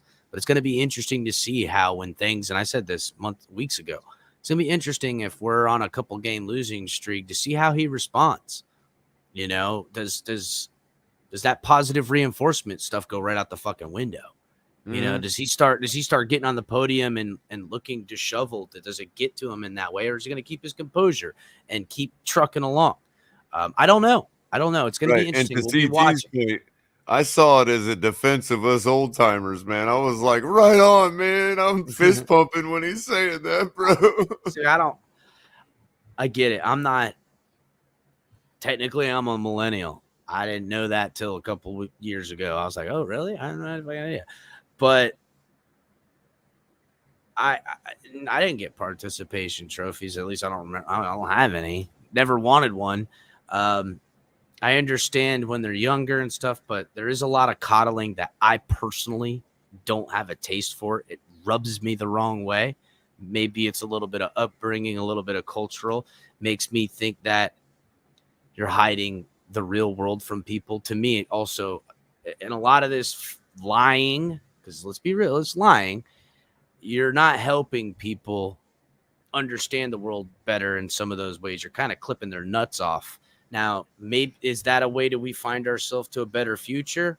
I don't know. I don't know all the answers, but I do know what they're talking about with the change and millennial crap thingy that they're talking about. But it's football. There's warriors out there. All that millennial nice nonsense goes out the building when Troy Polamalu come bearing down and knock your face off. You know, Ed Reed come and lay your block off. You know, I mean, that's I was going to game say of physicality. The Rams just gave Aaron Donald $40 million to winning the Super Bowl by tackling a guy. Yeah, it's still going to be a physical game, and you're not going to take the physicality out of it, because even if you take a lot of those things out of it, psychologically, mean monster guy can get in the head, putting the hits on somebody and beat them. If you can't psychologically handle it in any way that we're talking about, this is definitely not the game for psychologically weak. Just ain't it. Right. It's not. To answer Sean Brooks's question, Westhoff is probably still friends with Morstead. He coached Morstead in New Orleans. That, and he used to be here in Miami. And, and he was. He's a Miami. He knows a lot of the guys and stuff. So again, everybody's in Miami, which is why when we do get information, and I hear that it's a fake or whatever. Unlike, okay, there's not people in Green Bay all over the place checking out the Packers. Maybe there's fans and stuff, but there ain't a bevy of ex-players and ex-coaches. Ain't no one living around there. They're all here. So you'll get them talking on podcast, articles, snippets, rumors, family members of theirs that hear and see things, talk about it. It's such a bevy of information. So that's not it. If I had too many days in a row, that might happen. But you put me out at R4, you're gonna be doing some yelling. I can tell you. This guy killed me yesterday. He's talking about the book, and he gets going, and he's got OJ, one of the great special teams, punt return, toughest son of a gun. All right. And Mike got going on the book. I thought he was selling it through me. And Mike, Joe or OJ, best special teams player you ever worked with? That's the only question I wrote down for you, right? I told the guys yesterday, I said, what you don't realize is that Joe is the reason I became a really good coach. I heard that. I heard it. Oh, Mike. Coach Shula told me I had to use them.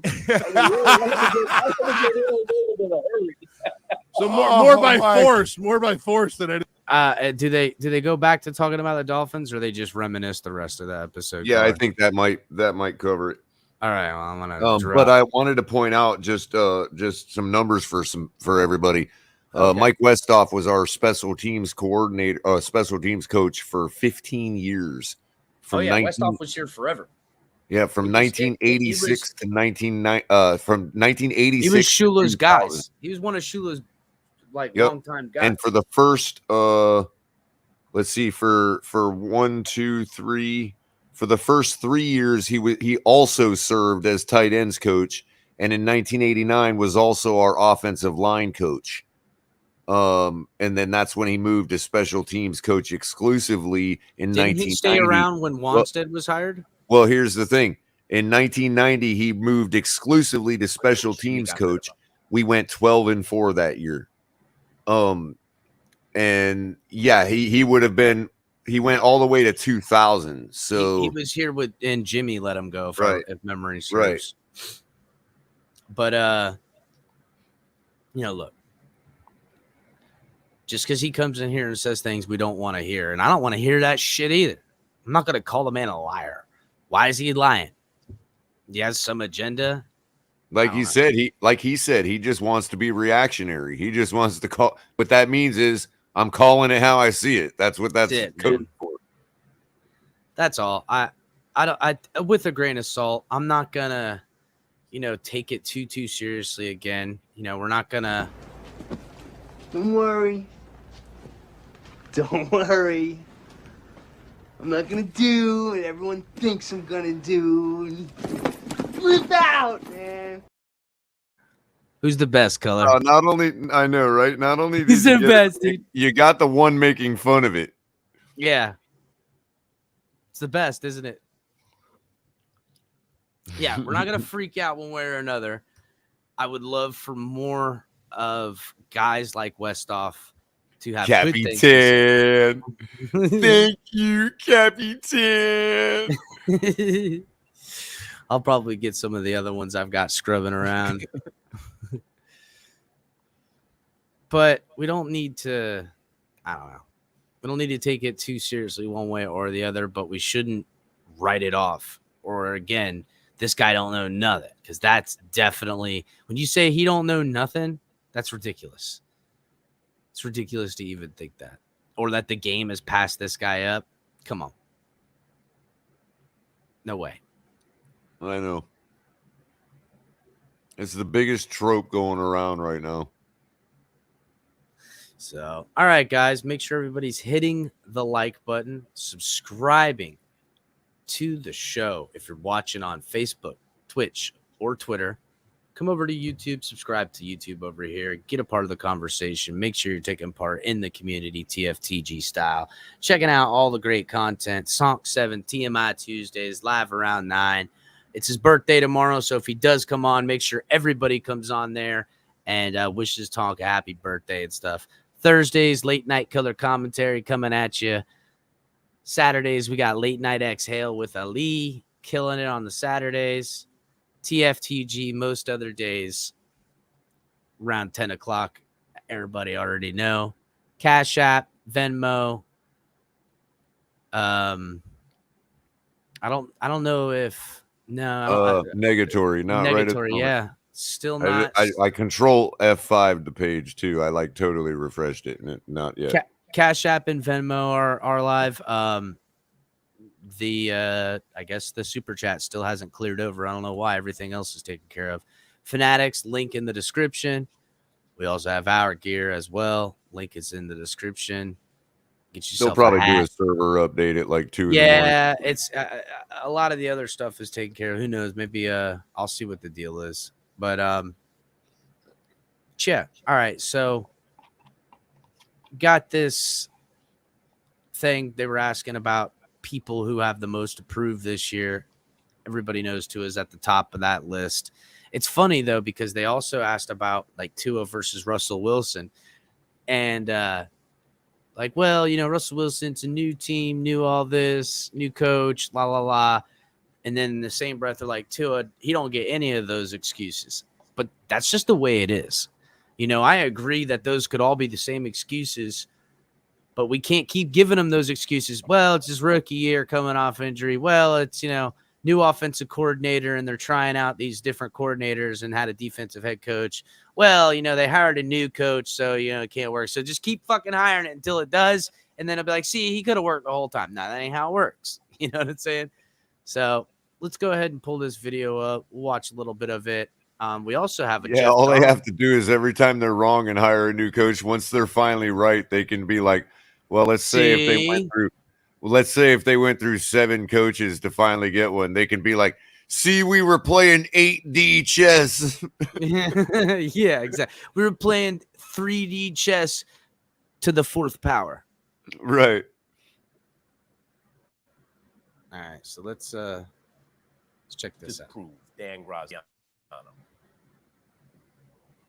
I go with Tua Tagovailoa, Dolphins quarterback. I mean, it's year 3. He was drafted 1 pick ahead of Justin Herbert, who's everybody's darling based on the way he's looked his first 2 years. And they've surrounded him. They replaced his head coach with an offensive-minded nice to see you. Tackle, well, it was funny because, I put him in the small box, and the one guy was so tiny. I was like, nah, it can't work. Everything is set up for Tua to show what he can do at the NFL level. And if he doesn't show it this year, the Dolphins could be on the lookout for a replacement next offseason. So look, and then they'll go with, I don't know, just watch. Who has the most to prove in the NFL? Is Dan right? Graz, I like that answer. You're absolutely right about that. But I go with Russell Wilson. And I know he's Super Bowl quarterback. This is about Russell getting. And I mean, yes, Russell, it does have a lot of pressure. I mean, think about it, bro. Russell got big money to go to the team. They brought him in to be that guy. It's if the Dolphins move off to a veteran quarterback, it'll be the same high bar that's set. And you know what? In some ways, one thing, this is what I don't get. Russell Wilson has proven throughout his career that he can roll with any pressure, dude. Yeah, but guess what? He is ice. He's got ice in his veins, bro. Coming off of injury, and the Seattle saying we're ready to move off of you, and Denver going we're moving all in on you. If he doesn't live up to it, if they get the same amount of wins, if they miss the playoffs, maybe now he's playing. Now he's playing another 8 or 9. Now he's playing 8 or 9 games in a stadium where he can throw it out of the stadium because of the. Oh yeah, he can pitch it. He can pitch it up. So if he doesn't, then the narrative becomes is Russell Wilson washed up. You know what I'm saying? Right. That's why there's pressure on him. But look at that man standing right there in the picture. Do you think that's washed up? No. No, See, if anything, he looks he looks fucking jacked. He looks like a freaking bowling ball. It looks like. I mean, Denver's gonna be dangerous, people. Denver's not gonna be anything to try. It is not and this is not gambling advice, but it is not a bad idea to look at what the money line is on Russell Wilson winning the Super Bowl or comeback player of the year. Right. That's the one I want to look at. Color comeback player of the year. What's that? And because, dude, people have written off Russell Wilson a lot. Here's another thing. Russell Wilson, all these guys we always talk about. Josh Allen, Justin Herbert, Joe Burrow. Yeah. Who else in the AFC? I forgot. Burrow? I think his name starts with a T. Burrow? No, the other guy I'm thinking of. Where's a greenish blue kind of uniform? Talking about Tannehill? Oh no, Tua, that's his name. Anyway, yeah, not Tan. Well, yeah, I guess Tannehill too. But now these guys all have to go against. Not all of them. I don't know which ones because I haven't looked at all of their schedules. But some of them have to go against Russell Wilson this year. Oh yeah. Well, you still got Patrick Mahomes. Well, and Mahomes has to face him twice. So does Derek Carr. I know that AFC West is nothing to be messed with, bro. I mean, if you ask me, given that we got Tyreek Hill from Kansas City now, if you ask me, it seems that Russell Wilson is number one, as good a quarterback, at least, as Patrick Mahomes. At least in accomplishment. Well, I don't know about that. Yeah, I would probably retract then again, that. We might see Russell Wilson and make that assessment. Okay, but this year, without Tyreek, we might see a different. Well, that's kind of what I was. That's I know. I did add that to my calculus. What I've already thought about the regression of the Chiefs. You know what I mean? But yeah, here's what I was really getting at. Let's say things are equal because Springer, Sean. Look at look at who Russell Wilson has to throw to in comparison to Patrick Mahomes. How about look at what Russell Wilson has to throw to in comparison to Tua? Well, yeah. Look at what Tua has to throw to in comparison. Well, I'm talking about the guy that has to face him twice next year. You know what I mean? Patrick and Derek Carr too. Like, yeah, Scott and Sean. He's a Springer Spaniel. Do you see Derek Carr beating? He's a doofus. Do you see Derek Carr beating Russell Wilson twice? I don't given see the Derek weapons Carr. that Russell Wilson has in Denver? No. To me, I don't know. The Raiders, to me, always and forever. Not that I hate the Raiders or nothing, but they're still the Browns to me. The Raiders. What about Herbert? You think he has enough weapons to go toe to toe with what Russell Wilson's got? Yeah, I think because Mike Williams and Keenan Allen. It's the defense, really.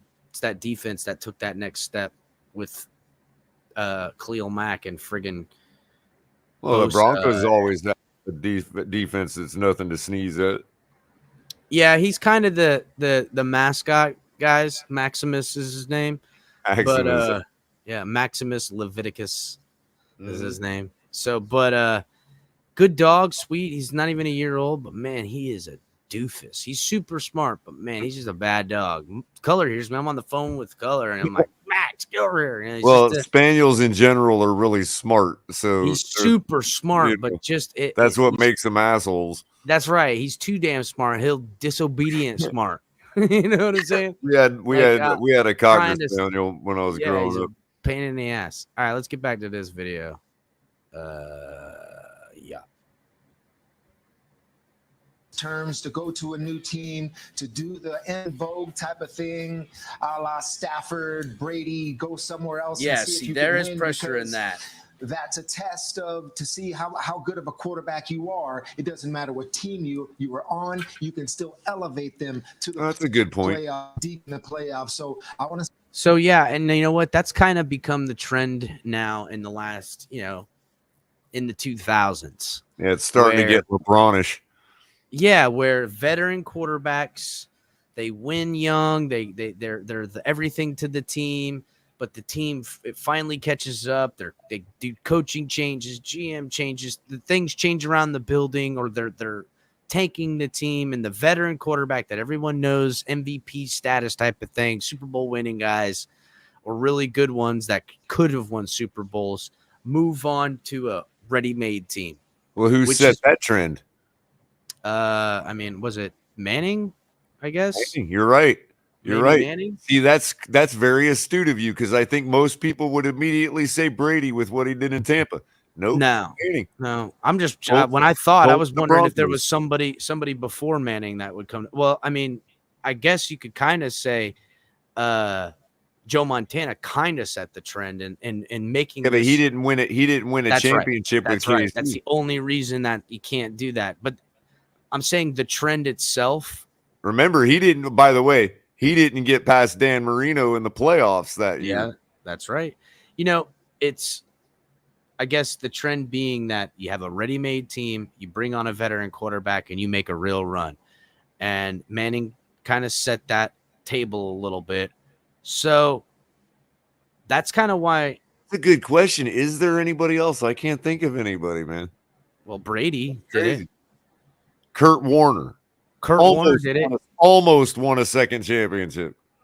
But even that ideology, look at Carson Palmer when he left the Bengals and went to the Arizona Cardinals, and they built their team in that way. You know, that kind of ideology of veteran team or ready-made program, insert better quarterback here to take us over the hump. Now it's gone from something that happens to now it's like a full-on way organizations are going to do it, a la Rams. So that's why, to me, Tua's got the pressure of the first half of that equation, because that's where he's going to find himself, because it'll be next year, insert quarterback here.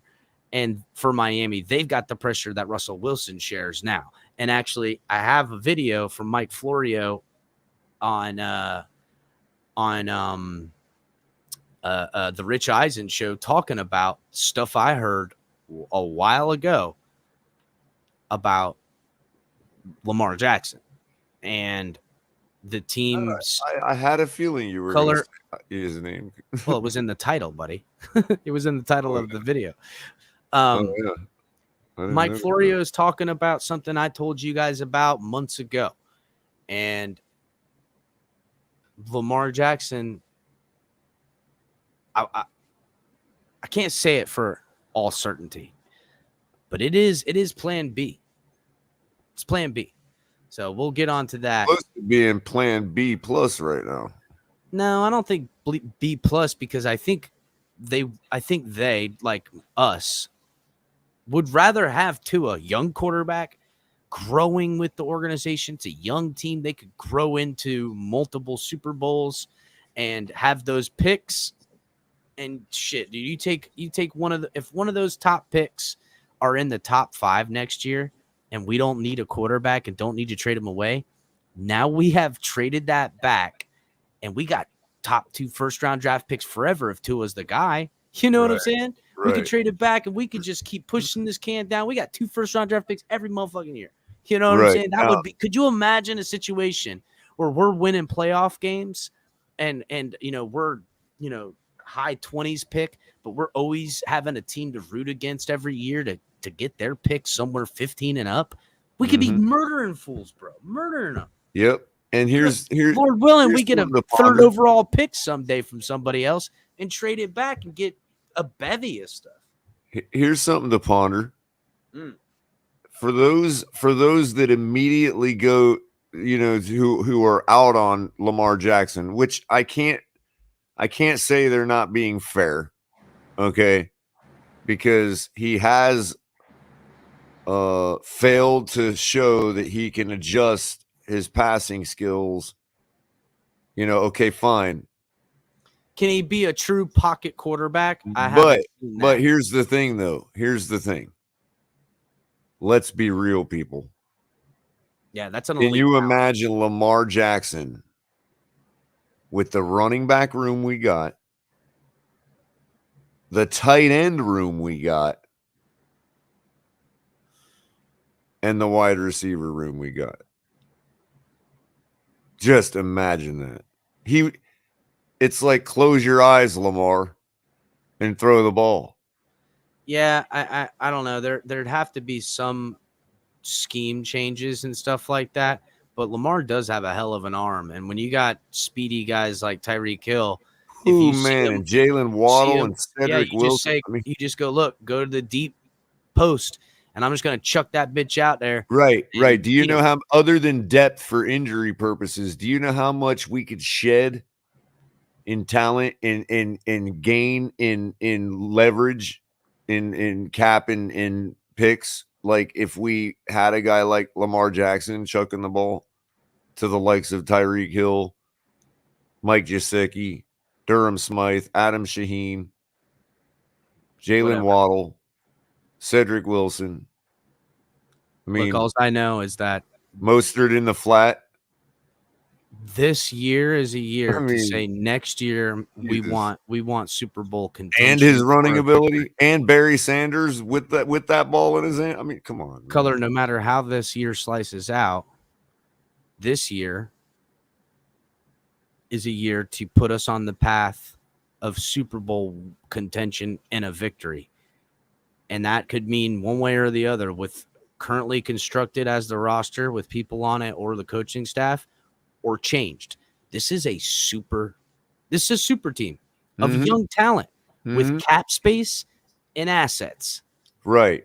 That's why I like Chris Greer. I don't agree with everything he's done, but so what he makes has put this anybody team think in a that better Lamar position than Jackson I've ever doesn't seen. see what we're doing right now? Who doesn't think? I said this anyhow. Who doesn't think that other quarterbacks around the league, Brady included, looking at it and thinking, how many people? Right? How many of them should be the envy of a lot of quarterbacks right now? How many of them are looking at it with drooling envy. right now for the chance, bro? Are you kidding me? They're hoping he falls flat on his face because they'll throw their hat in the ring. And I don't know who we're talking. You got to think of anybody with those 2 first-round picks. Anybody. I'm not sure anybody could overcome that kind of pressure, dude. Again, I don't think that that's the immediate pressure on Tua, and I hope that it's not because I don't need him with having that kind of pressure. I want him to have a fair shot. I just think it's a good backup plan either way. But listen, the plan A, Tua working out, is the best case scenario, bro. It really is. Because, I mean, could you imagine how we could retool this team? But let's continue. Let's see if Russell Wilson is that type of quarterback, because in his mind, he is. In my mind, I'm not sure right now, and that's what I want to see. Yeah, a lot of guys with a lot to prove. I mean, Justin Herbert, as great as he's looked, has never made the playoffs in the first 2 seasons and might not this year, even though he's on a stacked team because of that division. Herbert doesn't make the playoffs this year, you're going to start seeing Chargers fans wonder what the hell's really going on. Yep. But they don't realize it's such a, like Kellerman mentioned, it's a stacked division, man. Yep. But guess what? If I was a Chargers fan right now, I don't give a damn. We need to win this division, go to the playoffs, whatever. Tyreek Hill's gone from the Chiefs. Those are the big bag Chiefs. Russell Wilson's an old man coming on to a new team. Respect to Keenan Allen and Mike Williams, bro, but they're getting old, man. They are. But Keenan Allen's the best route runner until proven otherwise, as far as I'm concerned. He's so good. A lot of guys with pressure to prove stuff. I would agree with you, Teddy, about Russell Wilson if you expanded the scope to the next couple years. But first year, new coach, new system, murderous division. I'm with you, Graz. I think Tua, because he's in year 3, What's up, Wu-Bang? See, first year. Do you see what I'm saying, though? He's saying first year for Wilson, but it's the third year for Tua. Now, I understand what he means by that. What's up, Wu? I understand what he means by that, but not really is it the first year for Russell Wilson. He's a seasoned veteran, Super Bowl winner, contention. I mean, the expectation, sadly, the expectation is the same. But there again, I think that a person in that situation would feel it less. Like, I think he's got ice in his veins. Well, I think he's got a lot more leash than Tua does too. But I think there's a maybe. I mean, he's walking into a situation where a fan base is just embracing him and loving him just because of his record. And you know what, too? I think if we were to measure these two, the pressure that we're talking about that Tua has differs than Russell Wilson, because Russell Wilson's pressure is self-inflicted pressure. Like, he should be putting that pressure on him to live up to what. I mean, well, let's be honest. I just came from over there, bro. There ain't nobody hating on nobody in Colorado, dude. No. Well, they got a whole nother Mile High thing going. Ain't nobody hating on that. Yeah, I mean, he could literally throw the ball in the dirt 40 times a game, and they'd be like, all right, he gonna get it, though. It's what he wanted to do. It's okay. It's all right. He's gonna get it next time. I mean, I know I'm exaggerating, but I'm really not. Really. No, not really. I got friends. A lot of my friends moved to Colorado, and they were all that type. Okay, they were all that type. So, and they love it there. And I've had friends come back from Colorado. Not cemented himself as the franchise quarterback because he has a bunch of weapons now. And by the way, has shown steady improvement, right? It's not like he's going backwards. He now has to take that step. Damn, how about that Waddle play right there? Shaking all the Patriots. I'm going to rewind it a little bit. It was pretty awesome. Quarterback, because he has a bunch of weapons now. And by the way, has shown steady improvement, right? Good. It's not like he's going backwards. He now has to take he that could have step set a better to show receiver up everybody. that wouldn't have got freaking like mauled like Waddle did, but I don't think that was supposed to go to Waddle. I'm the franchise guy. To me, that's the most to prove. Oh, anyway, yeah. That's it. The man. So, yeah, you know, I mean, look. We don't want to buy too much in one way or the other in this part of the year, as we know, but we got to be real. Pressure is high, and it should be, and it's a good feeling because I think we all expect good things or hope for them at the very minimal. But I mean, what about the pressure Mitchell Trubisky's under? Well, yeah, Mitchell Trubisky definitely has a lot of pressure. This is his last shot. But also at the same time, does anyone expect him to hold off Kenny Pickett all year? Yeah. I don't know.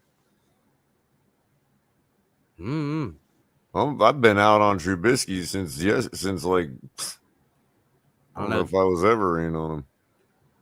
I don't think I was ever in on him until Buffalo Bills Trubisky looked pretty decent. I'll give him that. He looked like he knew what he was doing. Well, I think Mitchell Trubisky and Josh Allen are almost like the same type of quarterback, but Trubisky couldn't take the leap that Josh Allen did upstairs. You know what I mean? Same draft, those two. Yep. Crazy to think that, huh? But as far as arm strength though and running ability, like Josh Allen was able to get his down, and Trubisky hasn't shown the ability to do it. He's a goofball, in my opinion.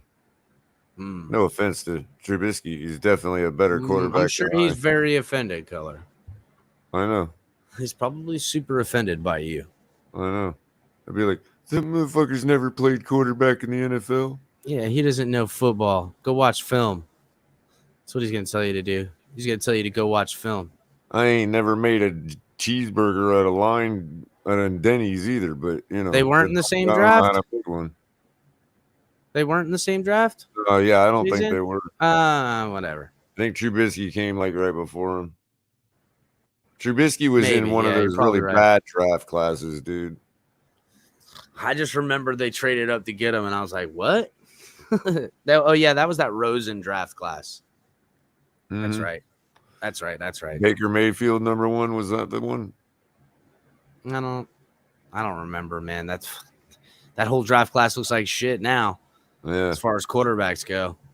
Well, that's why nobody was fooled this year. They're like, no, it's crap. Let's just call it what it is. We're not going to hype up any quarterbacks this year. You know what I mean? Yeah, we're calling a spade a spade. We've got a bunch of poison circulating through the league because we hyped up those quarterbacks of that draft. You know what I mean? Mm-hmm. They're not and next year's draft class of quarterbacks going to be interesting too, which puts a lot of value on those two first-round picks. If we don't, if we have Tua and Tua's our guy, one of those two first-round draft picks, preferably if that's the case, it's the other draft pick, not ours, because we'll be winning football games. But could be used as some good collateral. Somebody want to use that to move up the board and get a quarterback or something.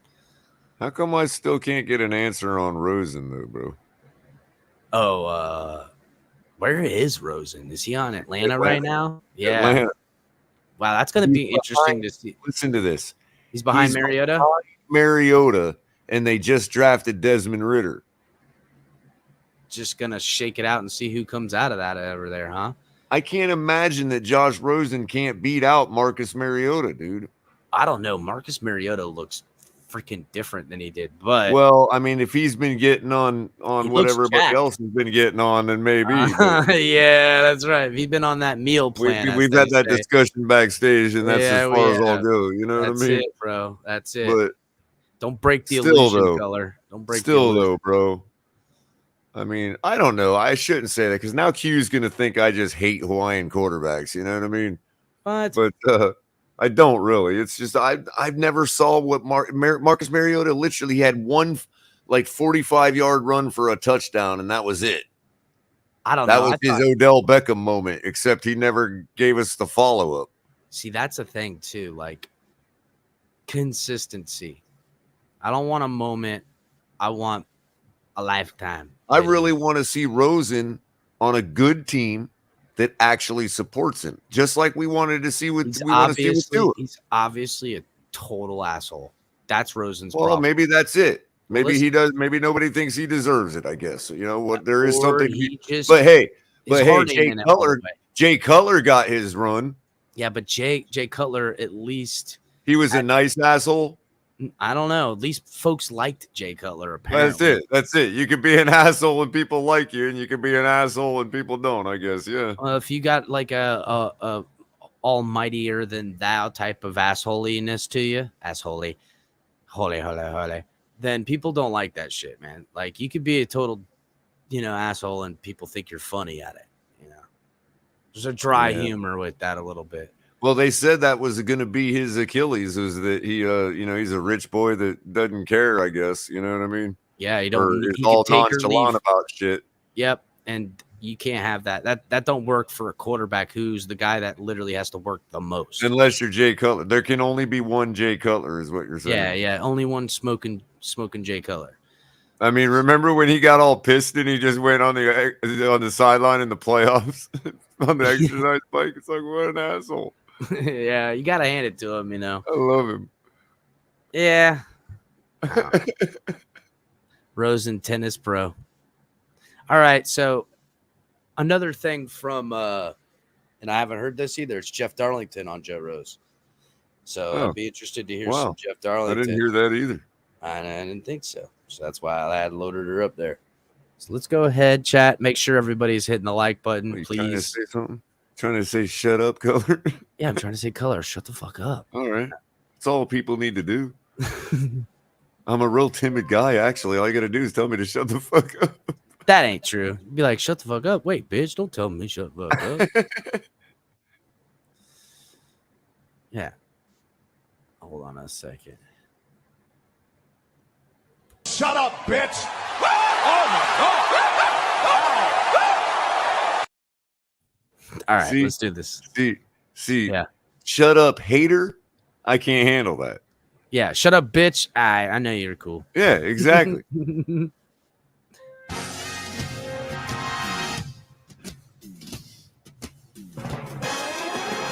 All right, Joe, we're going to head out to the Toyota of Hollywood hotline right now. Shop over 1,500 Toyotas indoors in one of America's largest showrooms at Toyota of Hollywood. Look at that. Giving free plugs for Toyota Hollywood. And our buddy from ESPN, the one and only Jeff Darlington, going to join us here for a couple minutes. Bangy Dangy, good morning. How are you, buddy? I like Jeff Darlington. Gentlemen, how we doing? We're doing well. We had a couple things. He'd be the perfect guy to talk to before we get rolling here. Well, does that have anything to do with football? Yeah. No. Some of it does. Hey, so I want to ask you this Tuas stuff. Here we go. We're getting the juice right away. It's amazing. I think you're on vacation last week when Coach came out and basically did a press conference about Tua and the things the media don't get a chance to see that he's really improved on. Then the articles in the paper from his performance coach in the offseason to Omar's got a couple articles out about his lack of leadership and he's a little standoffish with some of the guy. You agree that if he plays well, all this stuff will disappear, right? Arm strength and all that. Yeah, playing well ends all narrative. I mean, look. That's all we've been trying to say. It's up to Tua. Look, again, we were just talking about how the asshole of Jay Cutler. People still played with him because they're like, well, that asshole over there gives me the best chance to win. Okay? Right. That's all I by give the a shit way, about. that asshole absolutely destroyed the New England Patriots on Monday night, lest we forget.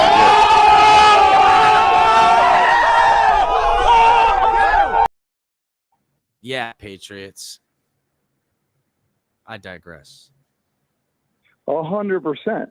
I also understand, being in South Florida, why the skepticism exists too. I mean, everybody has seen this show before so many different times. Yeah. You know, whether it's the questions about leadership. Remember, like Chad Henne, like, oh, is he a leader? Even Ryan Tannehill, same thing. Is he a leader? All these. Well, with that, we never bought into the leader of Ryan Tannehill, and eventually, that's the narrative now up in Tennessee. Well, remember, Cap, they didn't hide it. They No. were literally telling the defense to go easy on him in practice. That's right, bro. We can't have that. We saw coddling with Tannehill. It got us nowhere. You know, and you know what? I don't know how Tennessee, if they coddle him, but they're learning what we learned about him. And so I'm not against a little bit of helping a younger guy along, obviously, but no coddling.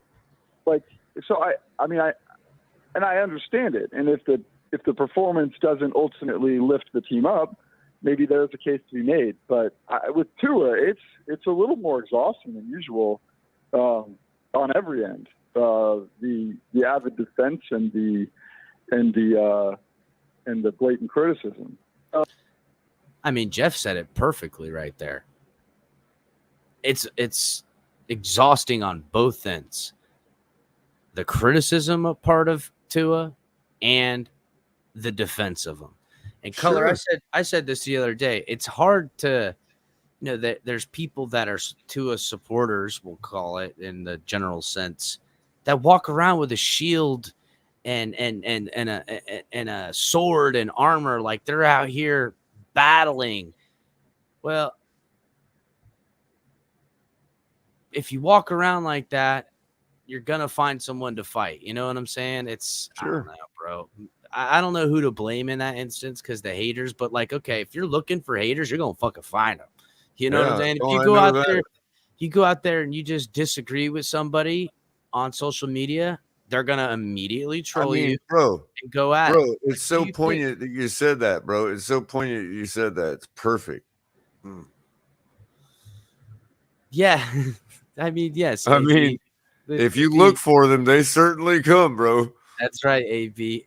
And AB, I think you How you been, AB? We ain't seen you around in a couple of days. Bro, where you been? But I think AB thinks that well, maybe not AB, but well, he's the last one left, bro.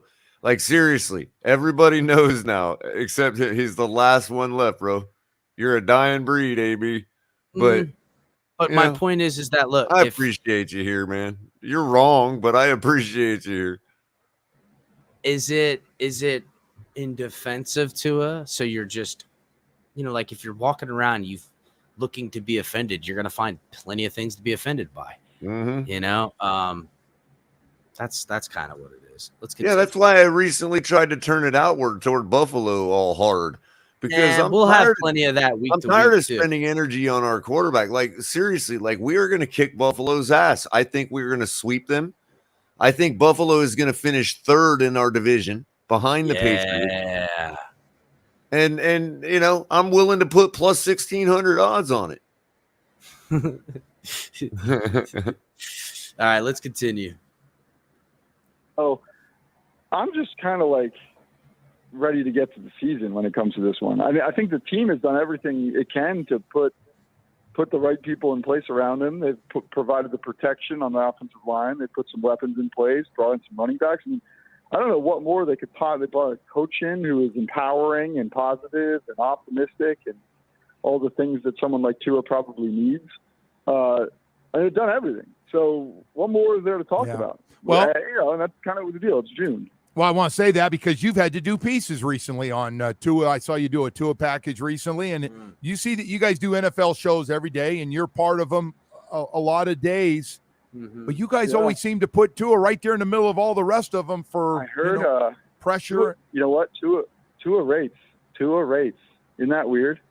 Like, I'll be honest with you, man. I know the shows like ESPN. I know it. I mean, I know all the different shows nationally. Tua rates different than a lot. I was of just going to say, Jeff's trying to poop on our party, bro. No, like, stop talking pooping on the party. What the fuck else we got talked about?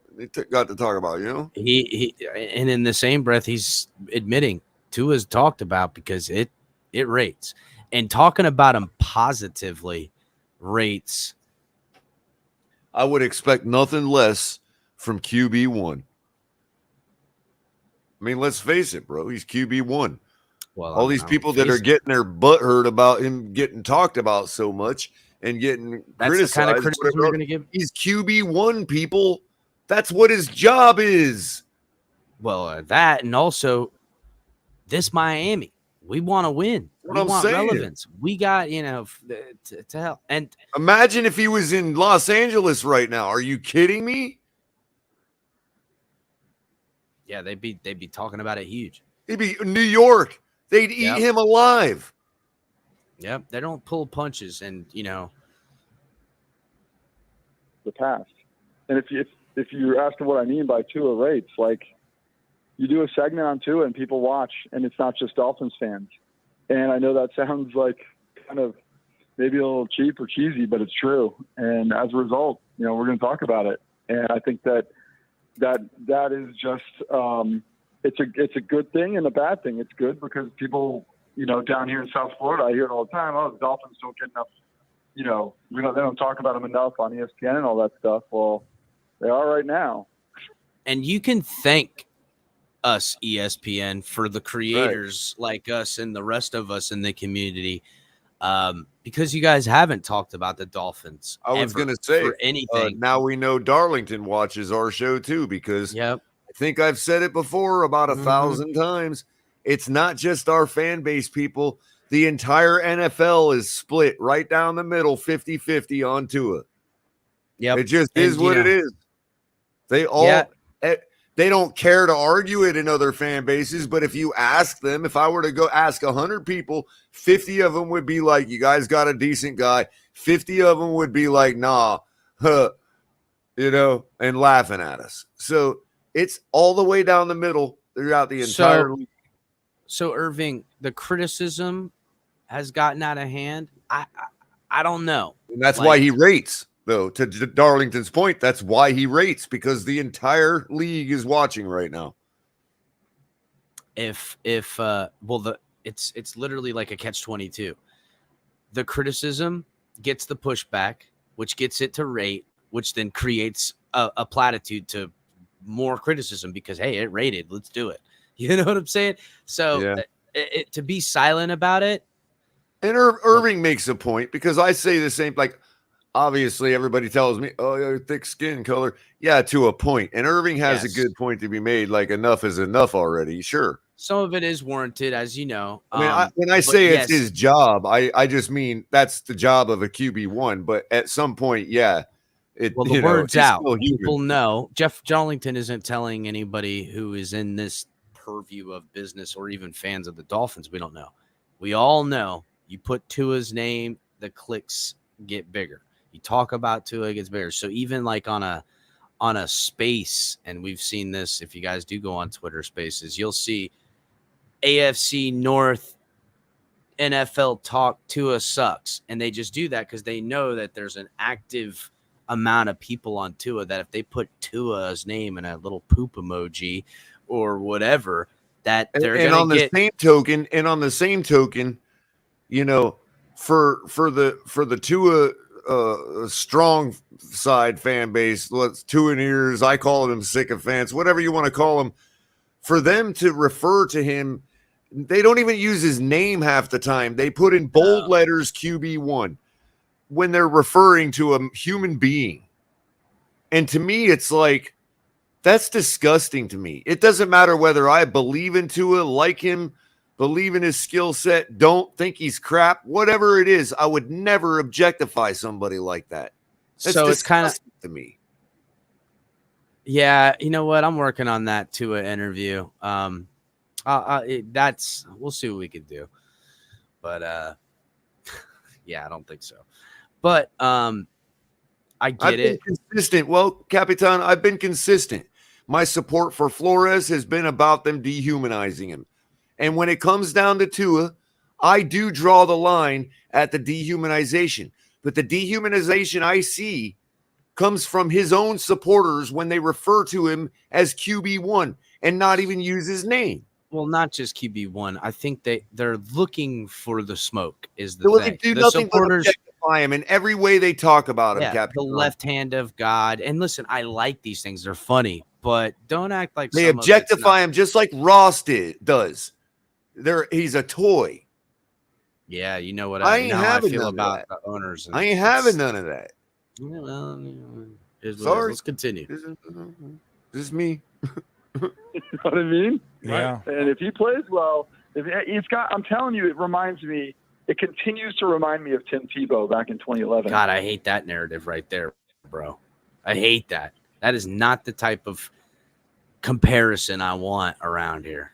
There's just something about the Tua Tagovailoa conversation that reminds me of Tebow mania back in 2011. So what is it you think? Because I got the Tebow thing, and part of it was the Christian card, to be fair. Now And, Darlington is now a crap his journalist. Christian beliefs, which are very, very strong. Oh, yeah. I mean, well, listen, that's the thing. Like, Darlington will say this, and he'll be attacked for saying something like that. When it's probably a pretty on-the-nose observation that I've said this plenty of times. I've never seen a brand like Tua Tagovailoa ever come to the Dolphins drafted ever in my life. Never seen anything like it.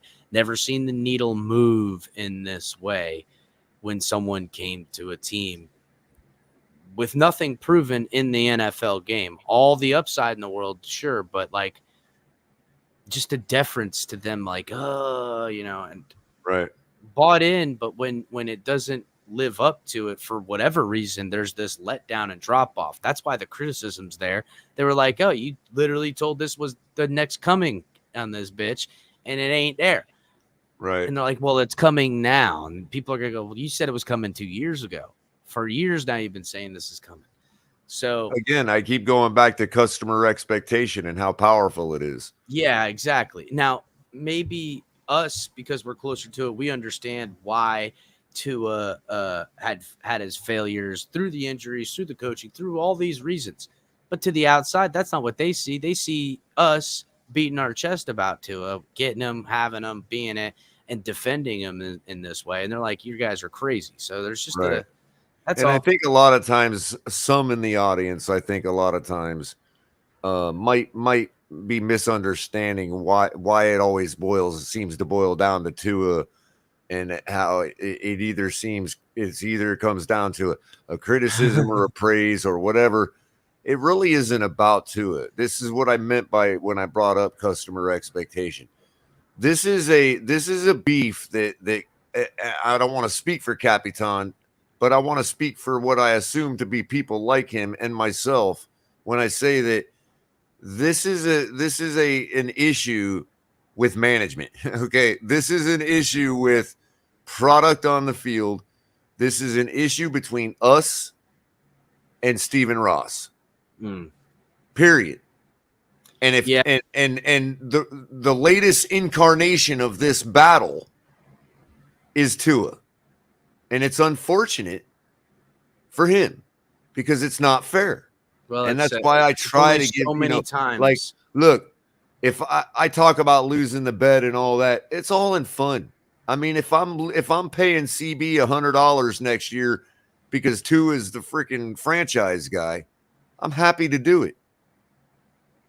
Yeah, because that would be a case where a guy finally overcame this nonsense that Capitan and I are talking about when it comes to the organization and the way they set our expectations, the way they take our money, the way they continue to increase the cost of everything to see this same product that Omar Kelly keeps calling mediocre. And I don't care if you want to call me a honk. Look, I can show you the transcripts of my political discussions with Omar Kelly over the years. Him and I are not eye to eye. Okay. But this has got to stop, this vitriol towards Omar Kelly. And it's ridiculous. Everybody has their little trope to say when a thread gets started, on social media. You know what? Y'all write your own shit then. You lay off of Omar Kelly. He's been spot on because all he does is report what he sees. Whatever you hear Omar Kelly reporting, and if it seems like he's back and forth and flip-flopping and going back on other things he said, guess what? It's because that's what the Miami Dolphins are feeding him. Stop trying to explain your hate and obsession with Tua, Color. I know. I'm just saying. The only thing all we hear from Omar Kelly is what the Dolphins tell him. So it's the Dolphins that are doing all that backpedaling and whatever, double speak and whatever else. Listen, I can have an idea that maybe there's a lens in Omar Kelly, the cynic, but I know that too. I've been I can be cynical with it. Okay, so who speaks for us then? Nobody speaks for me because that's why I started my own I get it. platform. Well, obviously we're here speaking for ourselves, but I'm talking. No, I know what you mean. I know what you mean. Yes, in some that's ways precisely why I do what I do. I'm speaking for the people that feel the way I do. Exactly, Color. Now you get it. And you guys can speak too when we open it up as you. And guys if there's only one other person, I'm willing to do it. Yeah. Look, there's perspective and there's an education by having a multitude of perspectives. No one's ever used, maybe some are more right and some are more wrong than others, but bad data there's no such thing. You know what I'm saying? It's not really a wrong or right kind of instance. It's because again, that we could all say, hey, Tua's worth getting a fourth year. And the organization could go, we don't think he can win the big one. And that's why I've said that too. And I've prepared Dolphin fans for this scenario as well. Well, I broached the question win earlier. a playoff game, and maybe we're all in on it, and they say no. And go. Yeah, and I asked the question on I believe Reason's channel earlier, and I would like to ask it here too for the chat's opinion. Let's say Tua is it. Turns out with these weapons and how he's improved himself and whatever else, he comes through and he eats all of what he said on his table, right? Let's say he is it, but it's like quote unquote it. Okay. Let's say we also decide that's not good enough for us. Do we trade him at that point and take a haul? I mean, look, I mean, this is what Capitan's been alluding to for the last few months. Like, I speculated that for a little while. Like, do we get out when we can? Buy low, sell high. Do we Belichick? Do we pull a Belichick on Tua? I don't know, man, and I wouldn't be surprised if that's nothing surprises me out of this owner with this GM. So again, as much as I love this Jimmy Garoppolo somewhere else. As much as I love this team and players on it, I'm not attaching my anything to any one player ever, because I've learned as a lifelong Dolphin fan that that's a way to set yourself up for heartache. And well, I'm willing to, but that's where it's like, hey, who have I ever offered that to in the Miami Dolphins football, organization in my lifetime? One man. Pretty much. I mean, listen, we have two. If you count the coach, OJ's been amazing. We loved OJ McDuffie, Zach Thomas, Jason Taylor. There's John Offerdahl. Yeah, John Lewis Oliver. Yeah, there's a lot over the years we can hang our hat on, but think about it really. But there's only one man that we would have. There's only one man that would have been destroyed if he played it for another team, and that was Dan Marino. Like, I could never see Dan Marino in another uniform. Since Chad Pennington left, we'll say, where are the players that come and stay and are something we can hang our hat on that also equates into victories, and like victories that really matter, not games, not it's nothing against like Xavier Howard or anybody else. It's just we got to be real, Dolphins fans. We need Super Bowl around this bitch. I can't take it. Let's be honest. You know what? If it was like baseball and we could go see a game for $20, I would be yo, let's develop forever. You know what I mean? Yeah, maybe. Yeah. I love football enough. You know what I mean? Where I'd be like, let's develop forever. I don't care. Maybe we'll win one, But it ain't $20 to go see a game, people. Well, there's not a million games either to shake it out and learn it. It's all every week is dire. It's a game of inches and moments. That's what makes the NFL so great, ain't it? I always like to say, people say it's a game of inches. I go, it's a game of inches and moments. So let's continue on. You could be so right. What is it with Tua that year 3 there's still this? And by the way, we're all. I can tell we do stuff on it, and we get a lot more people clicking on it too. That's right. Yep. I think it's like, when you go back to Alabama days, think about just the tank for Tua. We spent a year saying tank for Tua across the NFL, and people nationally cared deeply about Tua when it came to college football. So his name sort of grew in legend through college, and anytime that happens, whether it's Jameis Winston, whether it's Tua Tagovailoa or Andrew Luck, like those kind of Johnny Manziel, those kind of names, man, people get attached to them early on, and they want to see what happens as their careers advance. And it's no different for Tua. I think that, the fact that he went through the injury that he did, and then his draft position was such that he's going to be talked about. So it's going to be another year of it. And this year, I think more than ever, given the endorsement from the organization, will determine ultimately his future in the NFL. And to Jeff Darlington's point, and to kind of put some words in his mouth, really, the names he's talking about, big college stars have this super fandom following them in the NFL. They haven't worked out. None of them. Not the Johnny Manziel, not RG3, not Baker Mayfield ain't working out right now, is he? You know what I'm saying? Like, this is stuff, and Baker Mayfield not equated to. But my point is that I don't know, kind of what Color Jury's said. still out on Trevor Lawrence. Yeah, Joe of course. Burrow maybe was hyped up a little bit. It's a weird situation, but nothing like an Alabama following or nothing like that. Well, look, Jacksonville didn't get, when they got Sunshine, it's not like they got this massive spike. Shit, we ain't heard his name. I can't even remember his name right now. That's how little I think about him for Jacksonville's quarterback. Oh, so, Trevor Lawrence? Yeah, Trevor Lawrence. I'm actually pretty high on him, dude. I know, but I'm saying, like, there wasn't a massive following that moves the needle nationally and for the team. Well, you can thank Jason. You can thank Jalen Phillips for that. No, I'm kidding. Look, Tua, Trevor Lawrence, Zach Wilson, Justin Fields were not better than Tua on their rookie year. No one is talking. Yeah, I agree. Come on, man. That's Jacksonville, bro. You're comparing Jacksonville Jets, Jacksonville. Jacksonville lost Jets to them. And the Bears. You're right. And listen, guess what? Don't forget, we lost to Jacksonville. You can blame the defense all you want, but if you're going to credit Tua with 13 wins, you're going to credit him with the losses too. Again, none of you those. You can say Trevor Lawrence is better than Tua, but he beat Tua. None of those names right there move the needle the way Tua does.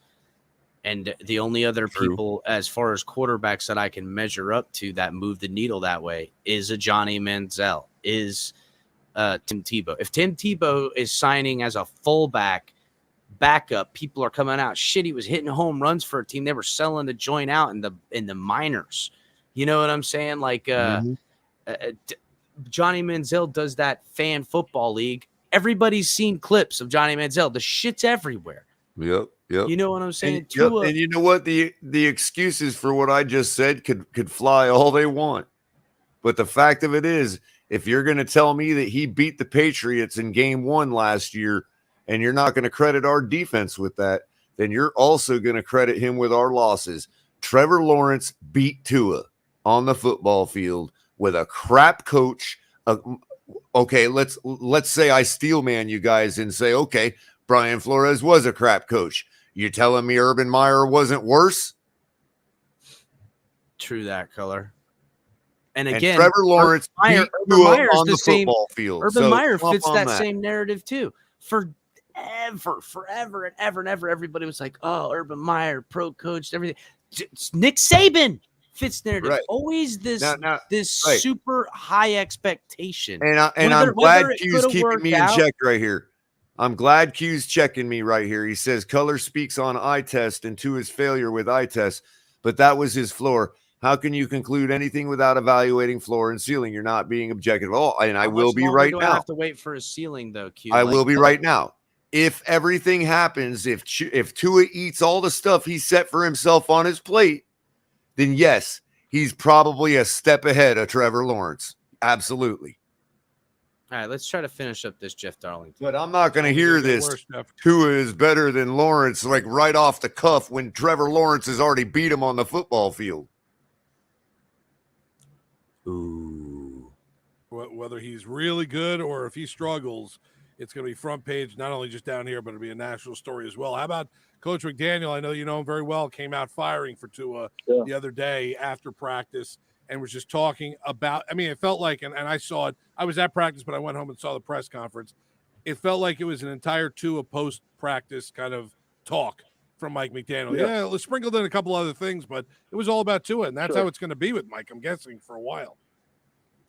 Yeah, he probably is good. I haven't talked to him about it, nor have I didn't see the press conference either. Like Joe was saying, I was on vacation last week, but I would say that. I mean, I know that. Look, I know the organization. Even when they were hiring Mike McDaniel, like they wanted to make sure that they surrounded Tua with the type of leadership that makes him thrive. And I know it's a touchy subject to talk about Brian Flores. This is not a condemnation when I say this of Flores. It's just a reality. And in some ways it works for certain people. In some ways it doesn't. His leadership style. Yeah.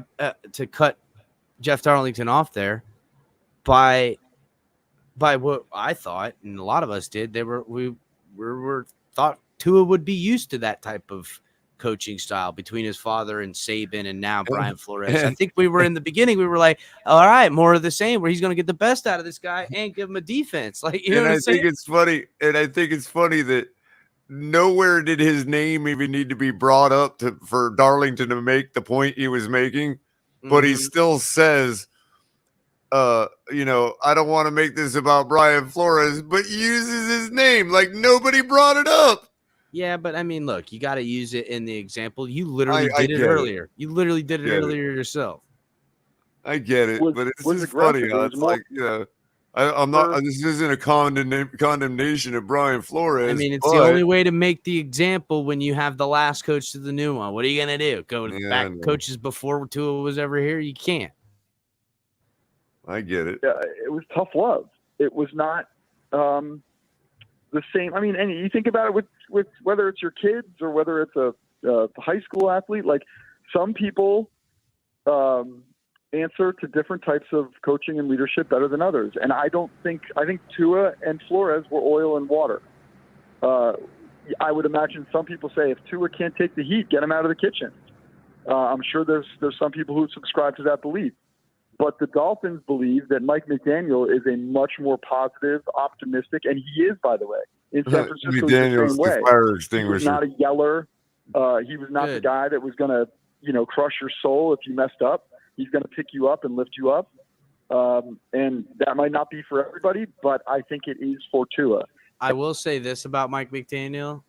Being such a younger team, it'll work better, that type of coaching staff. This is a lot of 30-year-olds, some divorced dudes, some guys with child support. They're not going to want to have all that positive. They're going to be like, shut the fuck up. Start winning, bitches. You know what I'm saying? Right. Exactly. They need that bread. They don't want to hear about positive. They want results. Exactly. So real quick, hold on. I just want to address AB real quick. He says Aquavision that Flores blew the game against Jacksonville. Okay, fine. So I just want you now to concede. Since I've conceded that, let's be fair. You now have to concede that Tua's record is 12-7, not 13-8. Fair? Because he didn't beat New England last year. Xavier Howard did. So you'll take away the loss if you take away the win. Yeah, both 12-7. Then fair enough. 12-7 looks worse than 13. Flores blew the game against Jacksonville, so that's not Tua's fault. So that drops him to 7 losses. And Tua also didn't beat New England to start the season last year. Xavier Howard did, so that's 12 wins. Fair? Fair. We'll both concede each other's point and move on. 12-7 Tua is. All right. Support him in that way. He is trying to do his best to empower Tua and to make him play at his best by feeling his best. Well, it's going to be an interesting one for sure. Hey, I want to ask you about this. Did you happen to catch Rusty Hart? All right, that's enough of that. That's more on to the Rusty Hart and Deshaun Watson thing. I don't care about that. I mean, look, I don't want to dive into that. I'm gonna play the Mike Florio thing here in a second, but let me put this dog away. Hold it down, color real quick. Sure. I was gonna say I can't be more happy to prove to everybody that as soon as we didn't get Deshaun Watson, I was done with the guy. I have absolutely no desire to hear one more word about the guy, his troubles, his problems, whatever. That's all Cleveland's problems, people. And I absolutely give two shits about hearing about it, because guess what? Our defense can beat him too. So I ain't worried about it. Let him play. Q says Tua contributed to that win. Without his contribution, that would be an L. Hey, push back. Yeah, well, he threw an interception in the flat to 3 defenders, and there was no receiver to be found in sight. And by the way, when Jacksonville did what they did cleverly to gain themselves field position to kick the game-winning field goal, had we scored one more touchdown on the drive, let's say that Tua threw an interception on, that field goal would not have beat us. So there you go. Same with Atlanta. But whatever. Let's just agree that whenever we want to, we can attribute wins and losses to a quarterback, and whenever we don't, we don't. I do the same thing. You all do the same thing. Whatever. You know, it is what it is. We can look at each game and know who is and who is not responsible for winning that game. Yes, Tua contributed. He's a number 11 guy on the field. Of course he contributed just as much as everybody else did on the field to win that game. But to suggest that it's the defense's fault that we lost those games, I'm just not going to subscribe to that ever. You're not going to get me. That's one of those things that we could debate to the ends of the earth, so it's pointless to do it. You know? I mean, it is what it is. And our defense is going to prove me right this year by becoming the number 1 defense in the league. Clip it. I said it last night. I'll say it tonight. You can clip it. I'm right there with you. Matter of fact, I'm going to clip it tomorrow and put it on my channel. Clip it. Clip it and make clip today's and yesterday's, and then do a couple of them. Right. I'll have HB do a loop of it. Yep. I do want to issue one caveat. When I say our defense will be number 1 next year, I'm not saying overall at the end of the year, but at some point during the year, we will be the number 1 defense in the league. Sean Brooks, that's a bold prediction that Flo gets the head coaching job of the Browns in 2023. Interesting. That would be nuts, man. That's very interesting. Path Belichick took. That would be interesting. Could that be a pathway back to New England or to New York, maybe? I don't know. I know the Giants he's kind of sour on them, but so let's check out this Mike Florio interview with Rich Eisen. I haven't watched it, so let's see how this goes. Hopefully it's not a shit show.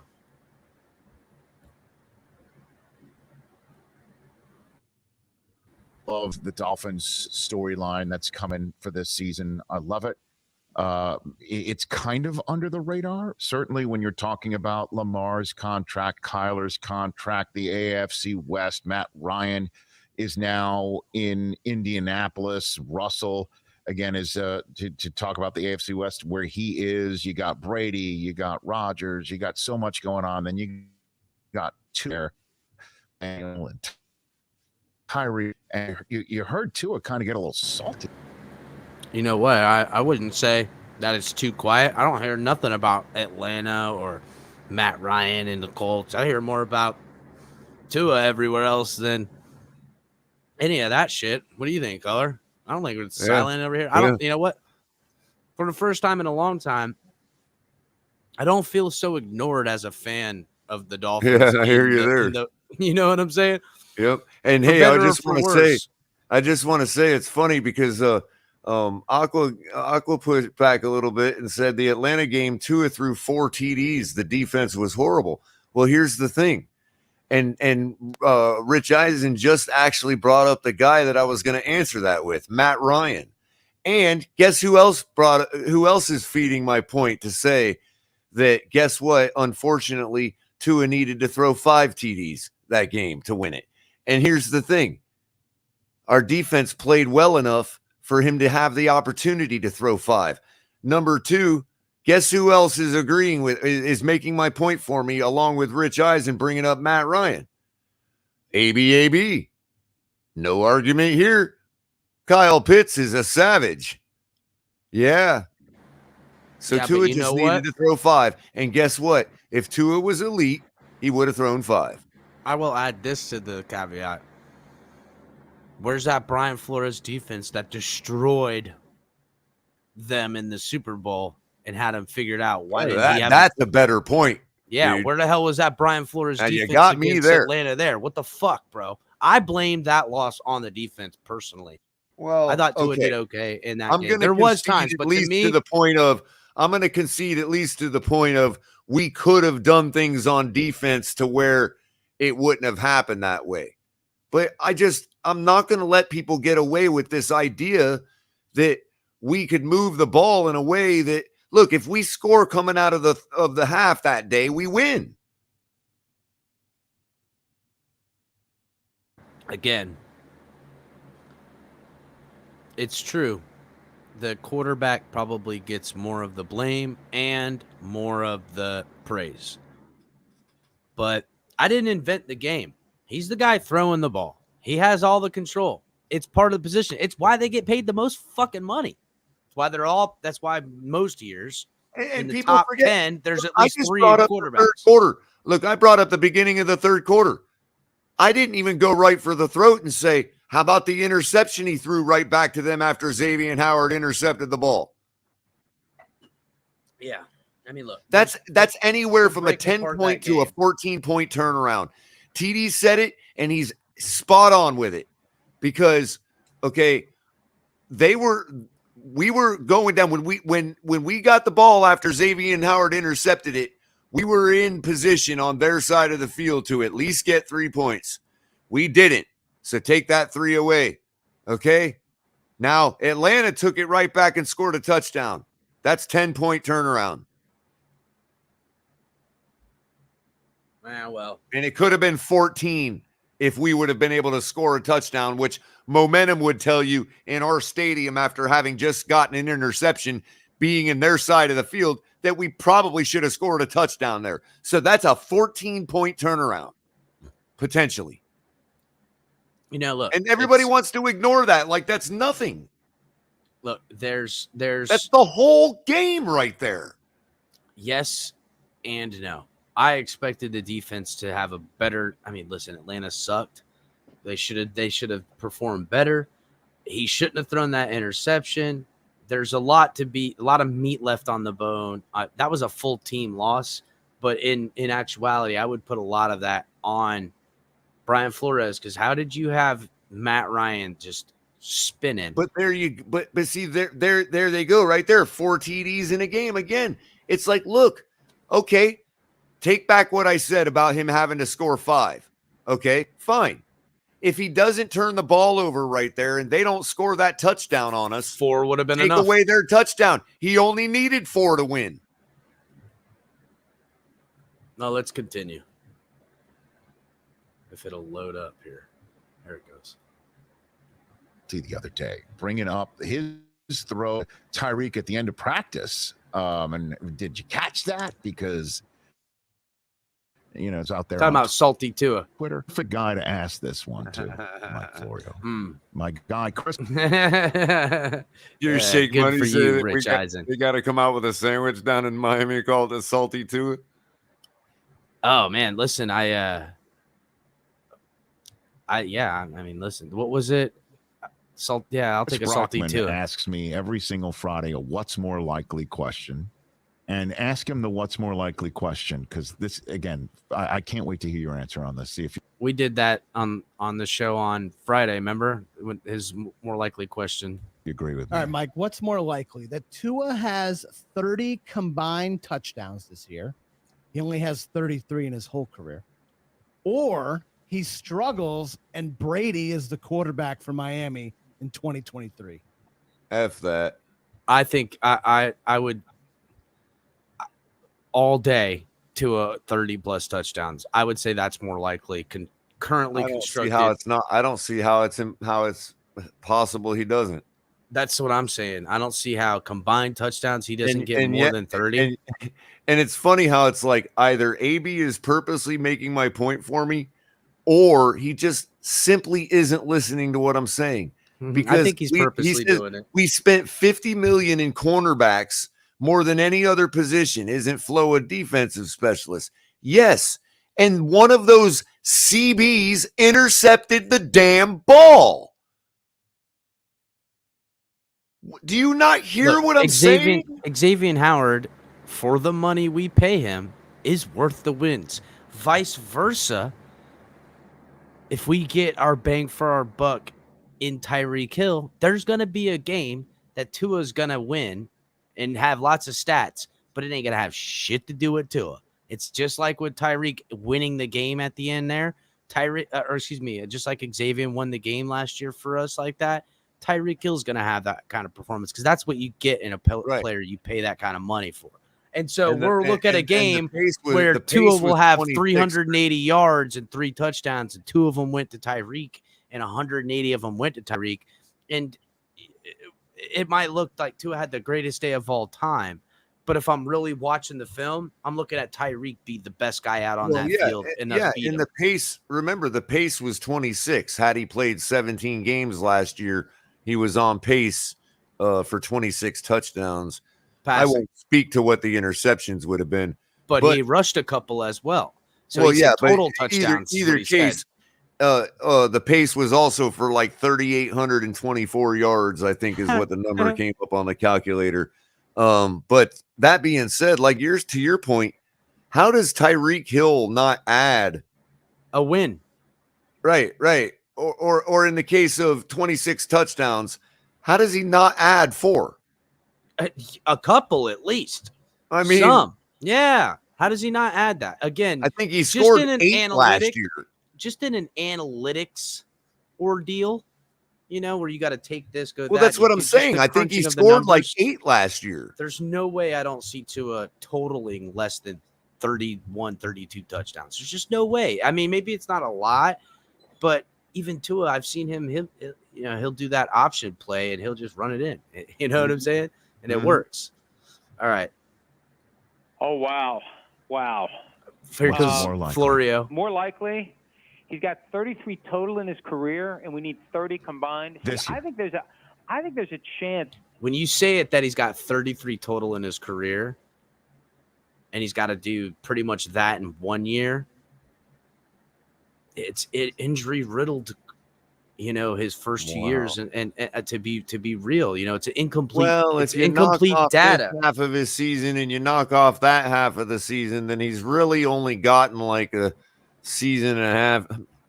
God, I can't. I mean, yeah, the way you can break do it, Chris. I know, buddy. I know. His numbers will go up with Mike McDaniel, but there'll still be flaws in his game that McDaniel will do a great job of concealing. I still say between those two, it's more likely that he struggles and it's Brady in 2023, or the first guy you mentioned other than Tua, Lamar Jackson in 2023. Oh, okay. So here's Mike Florio. I just can't see it being Brady if Lamar Jackson. Here's Mike Florio again, listening to our show, Color. Again, Mike Florio listening to the show, reporting on what I've reported on before. You can go back and find the tag. I'm pretty sure I put Lamar Jackson's name in there. Back, I think that it was still during the season. This is something that is being talked about. So don't hide from it, Dolphin fans or two in ears, that there is a twinkle in the eye of our owner for Lamar Jackson. Oh, okay. Okay. Because look, okay. If the Ravens don't get this deal done with him, and he's made it clear he doesn't want to negotiate this season, there's going to be a window of opportunity for them to finally do this after the season, assuming he engages. Why on earth wouldn't Lamar Jackson want more money? Explain that to me.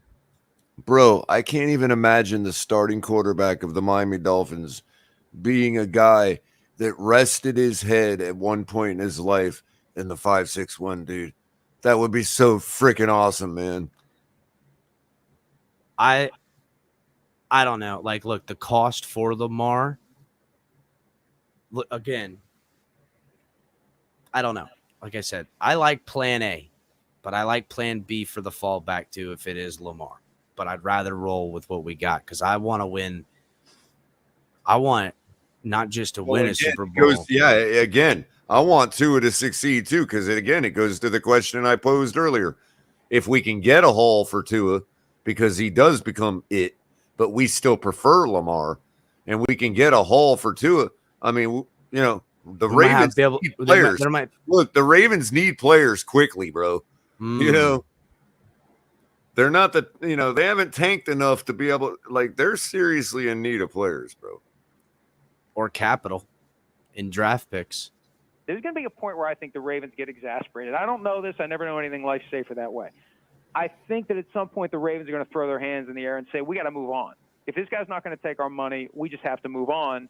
You tag him and you trade him, and you maybe trade him to the Miami Dolphins if they're looking for an upgrade over Tua after this season. Wooback, what I'm referring to is that I was hearing the rumbling that it could have happened this year when they were looking at the combination of Sean Payton and Brady. It was Lamar Jackson and some other people at a point make in no time. mistake. I don't care what anybody says. There's a reason Lamar chose that time period to come down for vacation. I'm just telling you, bro. He was around this area. There was probably He some knows tampering he can come home anytime he wants. That's right. Bet that. And so it's like one big taking your talents to South Beach. Tyreek's there, everybody's there. Just add Lamar, and that's part of the over the shoulder lurking looming presence. Not Brady, but Lamar from Miami. Potentially, but look, this is no excuses year for Tua. And last year it took some time, but I think he eventually got a chip on his shoulder over the Deshaun Watson talk. They won 8 out of 9 games after the window closed on the Deshaun Watson trade. Yeah, and chip on his shoulder Tua, salty Tua, as he's being called now. That's the Tua that I want all the time. Right. And maybe not so much, against what is his character. I don't want him to not be who he is, but I like that part of his character coming out. I think that distraction was bothering him. What? I was just gonna say, I mean, maybe he balls out enough to look, we don't know what's inside to his head, bro. No, he might be just fine putting the headphones on behind Lamar. Ain't no reason we got to get rid of him if we don't have to. I would venture to say Tua is too much of a competitor to not to mention there's more value in him and his career to be a starting quarterback somewhere. I don't think that all parties wouldn't do that to each other. I'm just not convinced, man. I think the fact that Brian Flores was fixated on getting Tua out and Deshaun Watson in was an issue for Tua. At some point, he's just got to internalize it the way Tom Brady would. Get pissed off. And that's why I like the chippiness we saw last week, because it's an indication that's what he's doing. Yeah, that's what I'm talking about right there. Can he stay healthy? Can he make a big throw in a big spot? The McDaniel offense is going to be easy to operate in the short area. When it's time to put one through the keyhole, 30 yards down the field to Tyreek Hill, can Tua do it? That's when we're going to know whether or not he's the answer after this season. But man, dude, I start seeing him freaking thread the needle 25 yards downfield on the money in between coverage like that. I want it. I want us to be able to go, yes, no more people, vying for his job. Doors closed, phones off the hook. Don't call the Dolphins because we got our guy. We have the plan is working. Get out of the way. You got no excuses. They've improved the offensive line, the receivers, the running backs. The defense is the same, and it was awesome last year. They still have the same defensive coordinator. So if they fail this year, it's going to be easy to take the dotted line right back to Tua, and then the question becomes, what do they do next year? Tom Brady, Lamar Jackson, who knows? It's an attractive destination. If they're looking for a quarterback next year, Rich, that's going to be the number one destination for a guy that's looking to get out of the spot that he's in. Although Brady would be taking a pay cut, pretty much. Honestly, well, yeah, like Fox is waiting for leverage for your free. Damn, I didn't even think about that. Brady would be taking a pay cut if. Yeah, that's what I was trying to say when he did the contract. He's getting quarterback money. Yeah, but you know what else too? It's about legendary status. Fuck, he could win one this year and still want to go to another team to just do it 3 times. I mean, then there'd be no one that could ever take his immortality. What a pig. Agency deal next year. When they offer you money, it's like, yeah, but I can get $37.5 million to just go sit in the booth and not get hit. Yeah. Man, great stuff, Mike Flory. So everybody's shitting on Lamar in chat. So now we know if we do get him, we know all of our roles are going to be reversed when he's our quarterback. That's cool. What do you mean? Oh, well, well everybody's like, oh, well, we don't need another running listen, back. He can't any throw, quarterback. blah, blah, blah. If Tua leaves this team. No, I'm talking about Lamar. I know, but I'm saying if Tua leaves this team one way or the other or whatever, and another quarterback comes in here, it's Super Bowl, playoffs, win the division, all that, and then some, because that's the pivot where the expectations are kept all the way up. Right. I mean, and I've been fair to say that Lamar, yes, he has not shown that he can get the heat from underneath his ball. But you know what I mean? Like, I've said that, and since I've been fair, you also have to be fair and realize that may not be his fault. He's only been with the same organization his whole career. Who knows what another organization's coaching department can't do with his arm? As you all keep pointing out, Josh Allen. I mean, Lamar can throw the ball.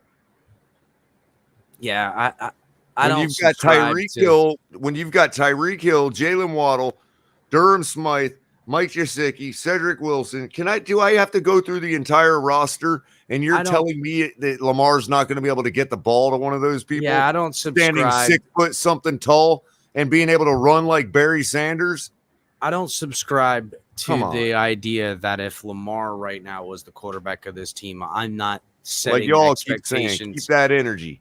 When Lamar on this roster, constructed team, if this team looks the way it looks and Lamar is this quarterback, my expectations are what I just said. Now, context of Tua versus Lamar and who's going to get the best results on this team, that's a different conversation. But to say that Lamar can't do good enough for expectations to be high, no way, bro. No way. Right, and here comes the straw man right here. Look, I can almost predict it, dude. It's so funny. You know, has always had a nice. Okay, never, and we'll see if Tua can do it now that he does. Okay, fine. I wasn't making a comparison on that level. How much does the mobility? But then again, now another conversation. How much does the mobility of Lamar Jackson? You know what I'm saying? Improve the outside zone scheme. I don't know. Improve, you know, well, even just his team already. Hold on. A blocking scheme making that's designed to create a cutback. Okay, with a quarterback who's a master at cutting back. Yeah, I know. I mean, look, and I think it was Wu, or I don't know who said it. Oh yeah, I've seen Lamar make that cutback, almost hit the hole and turn up and throw the ball to Mark Andrews like 40 yards down the field. Again, a mobile running quarterback is not a long-term sustainability as you know, something I want to build my franchise with. But I don't think this owner's thinking about my future. He's just thinking about a Super Bowl. And in some ways, yeah, I don't need to worry about winning multiple Super Bowls. Let's win the first one. Then we'll talk about multiples. You know what I'm saying? I that's something. As far as Tua's, you know, top throws and stuff like that, I got Tua's 20-yard plus pass completions from last year. Shout out to HB. He put this together. Let me go ahead and pull it up. And it's in the replay videos playlist, guys, on the channel. So this is our video. That's twice now on this highlight reel that play to Gesicki sitting in the zone like that, catching it. It's a good play. A little late to him, honestly. Yeah, but it wasn't quite as good as the one against Tennessee, but yeah, still kind of the same pattern.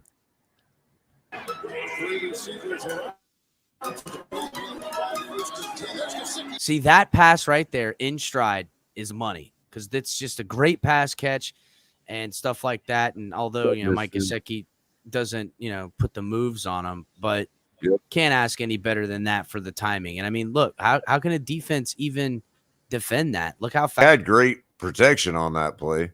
He did, but I mean, you see him wide open, streaking down the middle, throw that damn ball. Fuck all that nonsense. Catch defense flat-footed. I just saw a couple on the all-22 from that game where it was like he could have actually let something develop even bigger. But whatever. Again, it's his second year. I'm willing to cut him some slack on missing a couple of things too.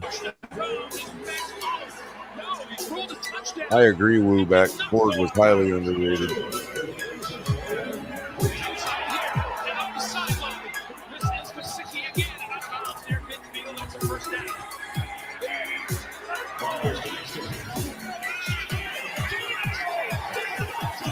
Boom. That's the same. That's just the other side of the field. That same play with Gesicki. Down to the 45, Gesicki.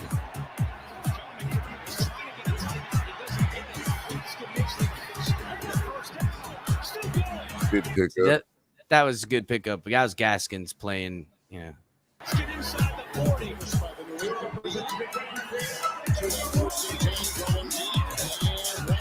See, that ball put out a little in front of him, not behind him. Who knows what Waddle would have done, but that's just being nitpicky there. All right.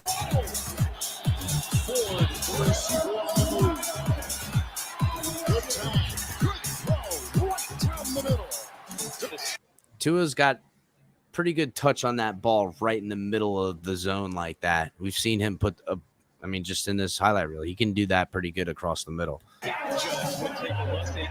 third down. Tua taking a shot down the sideline. Devontae Parker goes up to make the catch. See? He's got good touch at finding the guy that leaks behind the coverage and hits him right in the center there.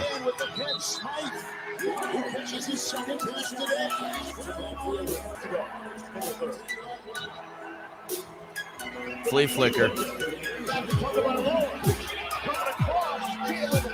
That one had some damn good throw. Yeah, see, that one's a little better than the touchdown he threw to Parker against the Jets. That was right where it needed to be. It was. There's no way 24 or whatever can ever take that ball from him. Nope. And it was the one to Parker, even though it was a touchdown, could have been intercepted from a better cornerback.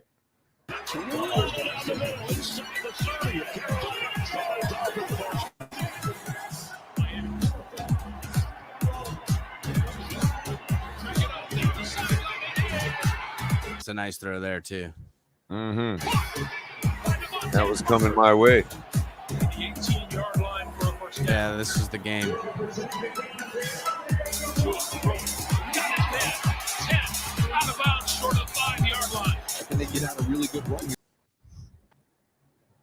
Not bad, not bad. Yeah, no, that was fun. Thanks to HB for putting together a bunch of positive plays. You guys go into the good flashes. Yeah, if you guys. My only thing is, and it's like we got to see that. We just got to see that.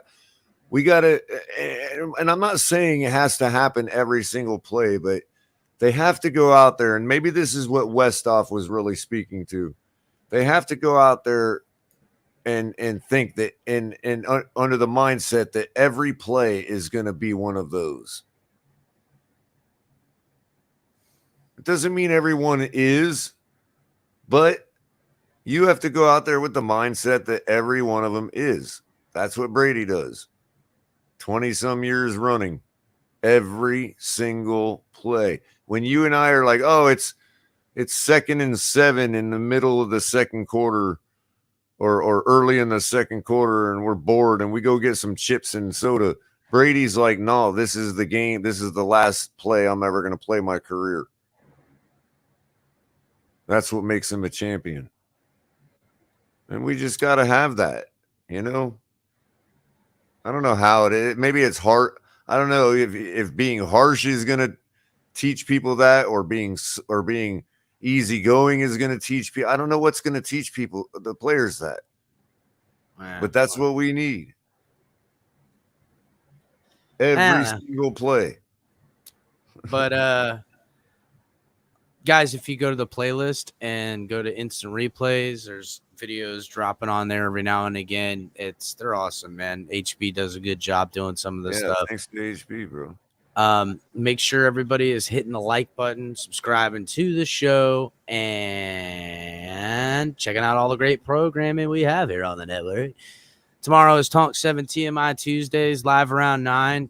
Don't know yet if Tonk's going to make it for certain. It is his birthday tomorrow, but if he does, make sure to wish him a happy birthday. Color commentary, late night on Color on Thursdays. Everybody already know. Color bringing the heat.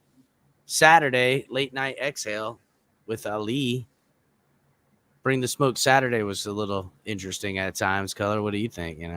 Oh, yeah. TFTG every other night of the week. Everybody already know. And Cash App, Venmo, Finn's Tailgate, Fanatics. The Finn's Tailgate helps support the show. Or buy some of our awesome TFTG gear, guys. That would rule. Rocking it. I come with the smoke coming out of my ears every night, so it was easy. It was easy for me to lead the bunch on Bring the Smoke Saturday night. Q, he said that animated video. Yeah, I know, right? Does some good work. And it's really the sounds. It's like the sounds just like trick your eyes to make it more visually real. Yeah, I'll show it again real quick, because then we'll start. We'll do some final thoughts and we'll be out of this muh. Let me pull it up real quick again, just to see the beginning part or whatnot. Thank you too, Wooback. Trying to find this damn thing. Yeah, it's in the instant replay. Got a bunch of them in there. This is in the regular place we always have videos. Well, we have playlists on our page, and then in the instant replay is where all these types of videos are. So yeah, check it out.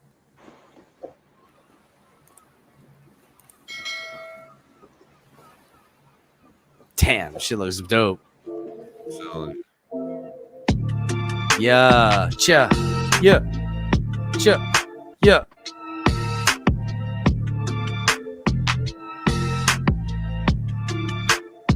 I totally thought it was real the first time I saw it. I thought he went out and like filmed the flag on a flagpole. It took me about 5 or 6 seconds to realize it was CGI, but right off the bat it was like, hey, look at it, dude. Look, that is good, bro. You notice the intro part is different from the outro. Like, look how the flag's moving in the intro. Hold on, just look. Look at how the flag's moving in the intro. And then look at the flag at the outro.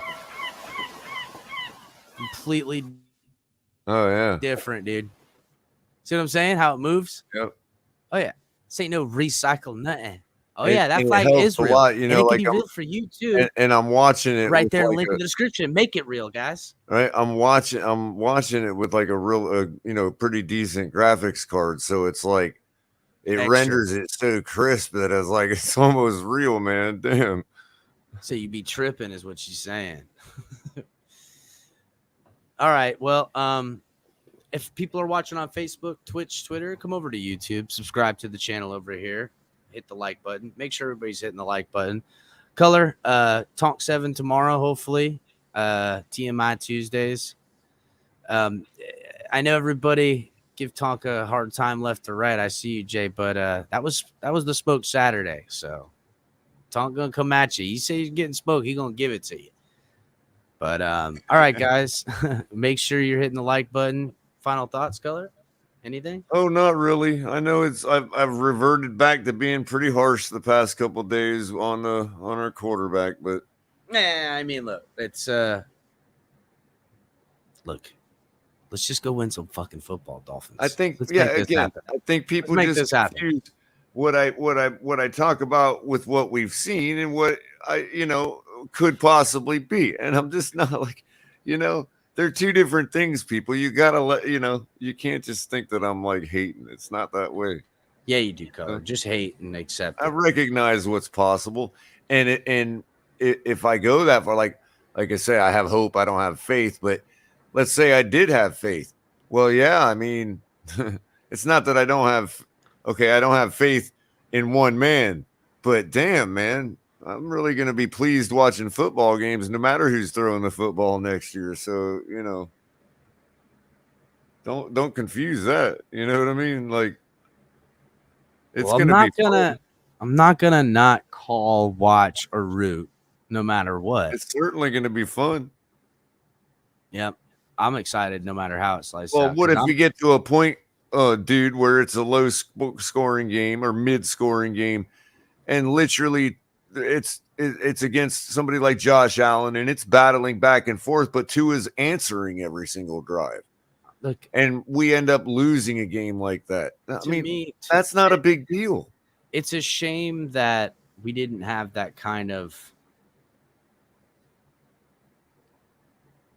certainty last year, because if we did, man, we'd be in a much better situation. Even if it was just that one time, you know what I'm saying? A whole game where it was a duel back and forth. I know we can kind of go to the Arizona game, but I don't know, sorry. It's what have you done for me lately sometimes. I'm just saying for the narrative now to where the type of overwhelming criticism that's not warranted to Tua would have no shot of even being considered because we would have more data. But this has got to be the year. It's got to be the year for everything because Tyreek Hill here. You know what I'm saying? They brought in Cedric Wilson. They brought in all his coach staff. They got in Teron Armstead. Yada, yada, yada, yada. Now, I think it is possible that not only Tua, grows, but that it's possible that people like Tyreek Hill and what he's doing, even though you and I could say, okay, Tyreek, you know what I mean? We know what you're doing. You know what I mean? Sure. However, there's something to be said for that itself, drawing something out of Tua that we haven't really seen in his personality. Oh, yeah, like make him more of a dog himself. There is something to be said for that kind of stuff. So it's not absolutely just that Tyreek Hill is going to add 4 to 8 more touchdowns this year.